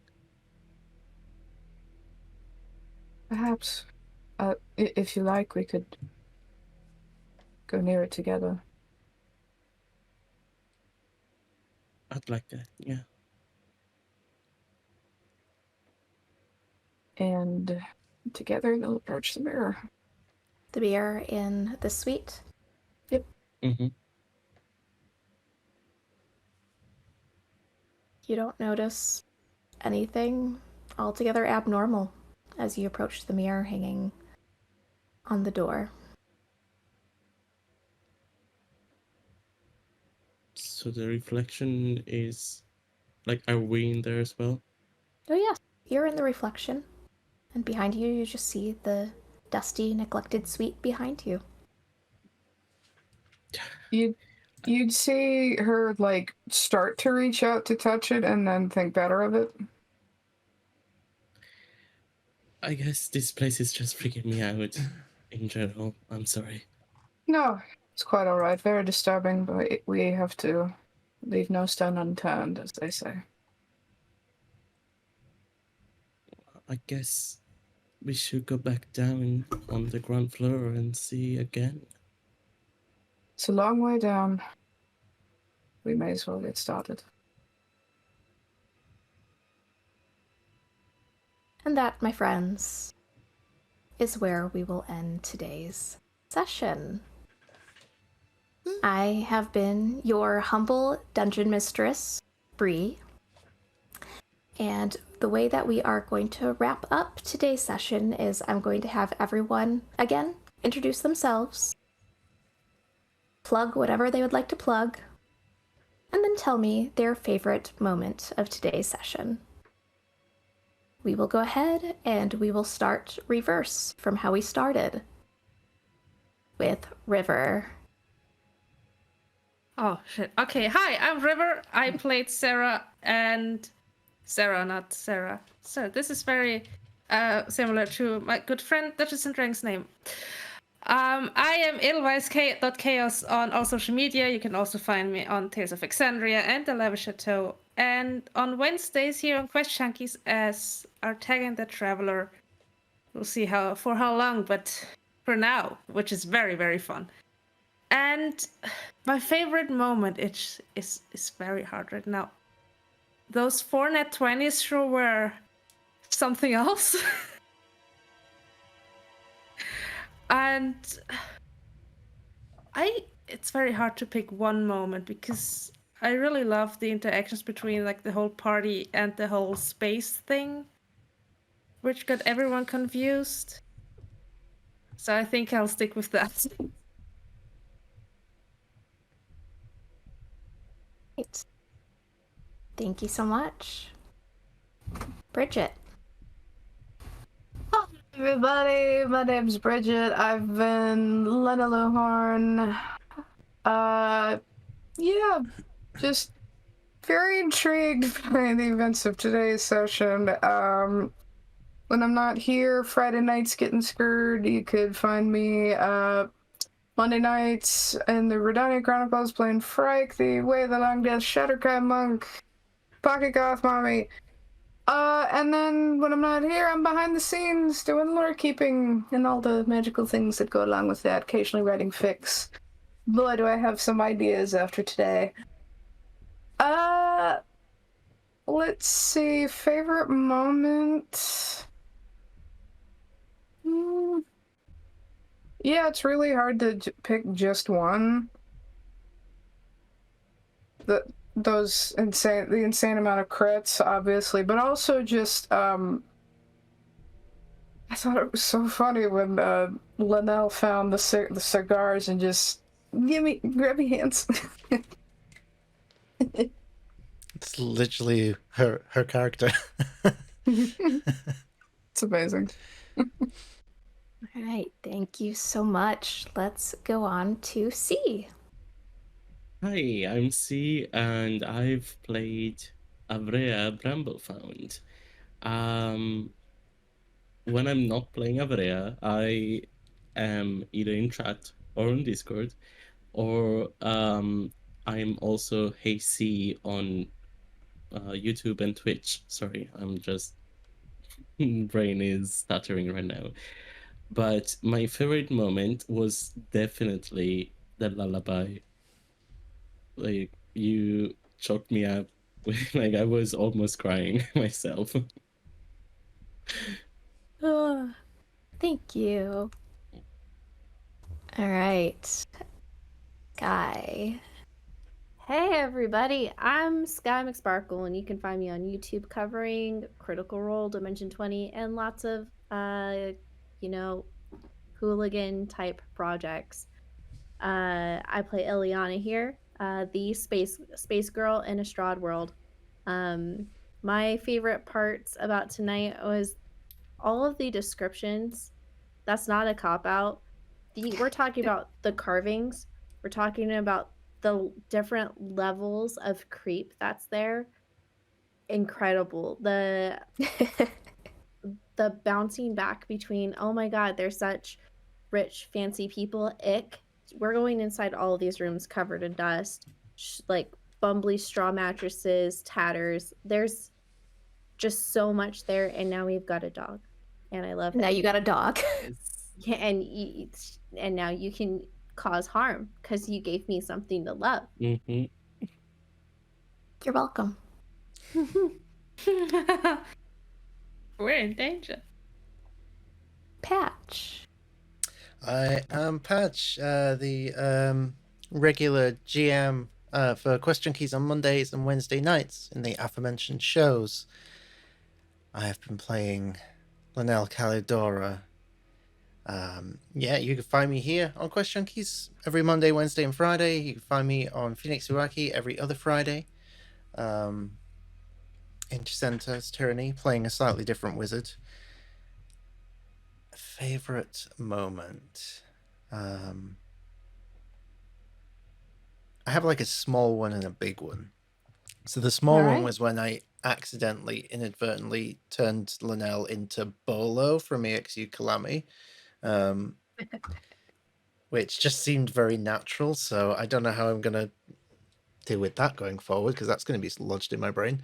And the big one, just the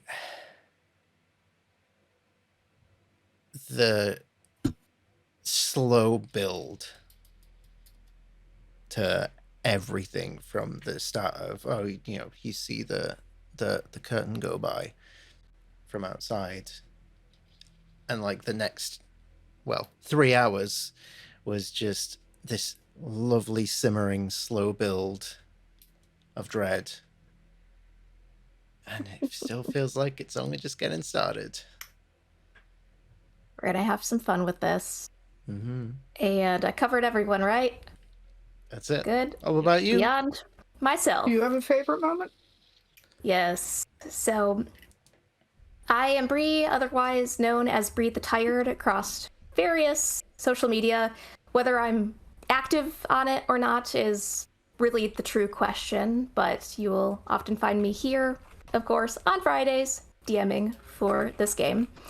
My favorite moment is actually kind of mirroring Patches, but the opposite way. I really enjoyed how fearless you all were at the start of today's session. On the first floor, just swinging open doors.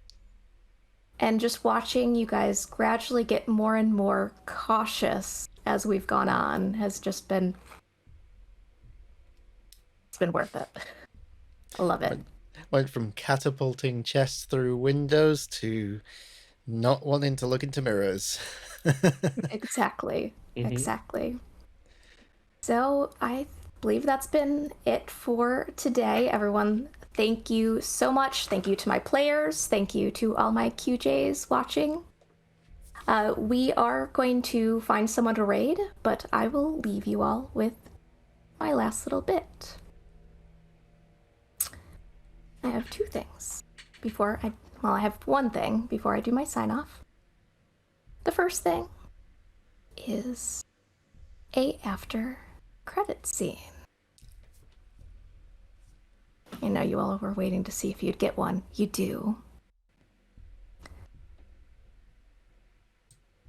A woman sits upon her throne,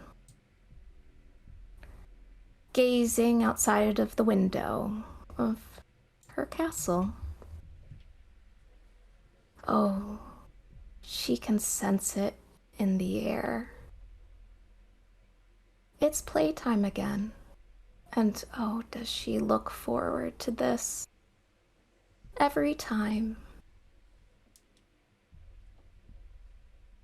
Another person enters into the room. An elven man of grayish, brownish features. He walks in and hands her an envelope.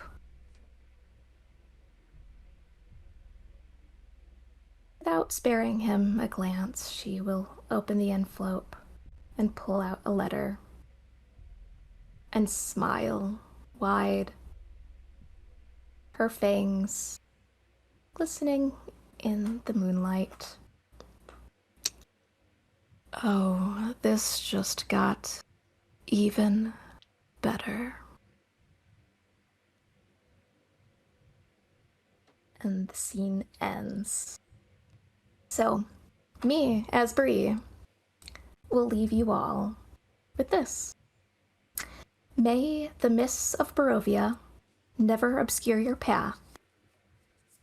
Until next time we meet under the watchful eyes of Strahd, adventurers.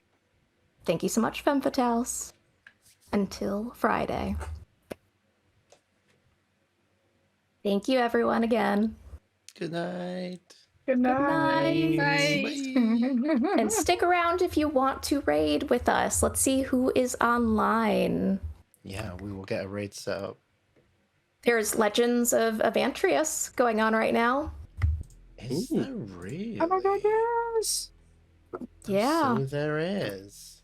Love those guys. Okay, let's do that. All right. right. See you guys next Friday, and of course on Monday for Rodania. Mm-hmm. Until Bye, then, TJs. see you later. Until then. Bye.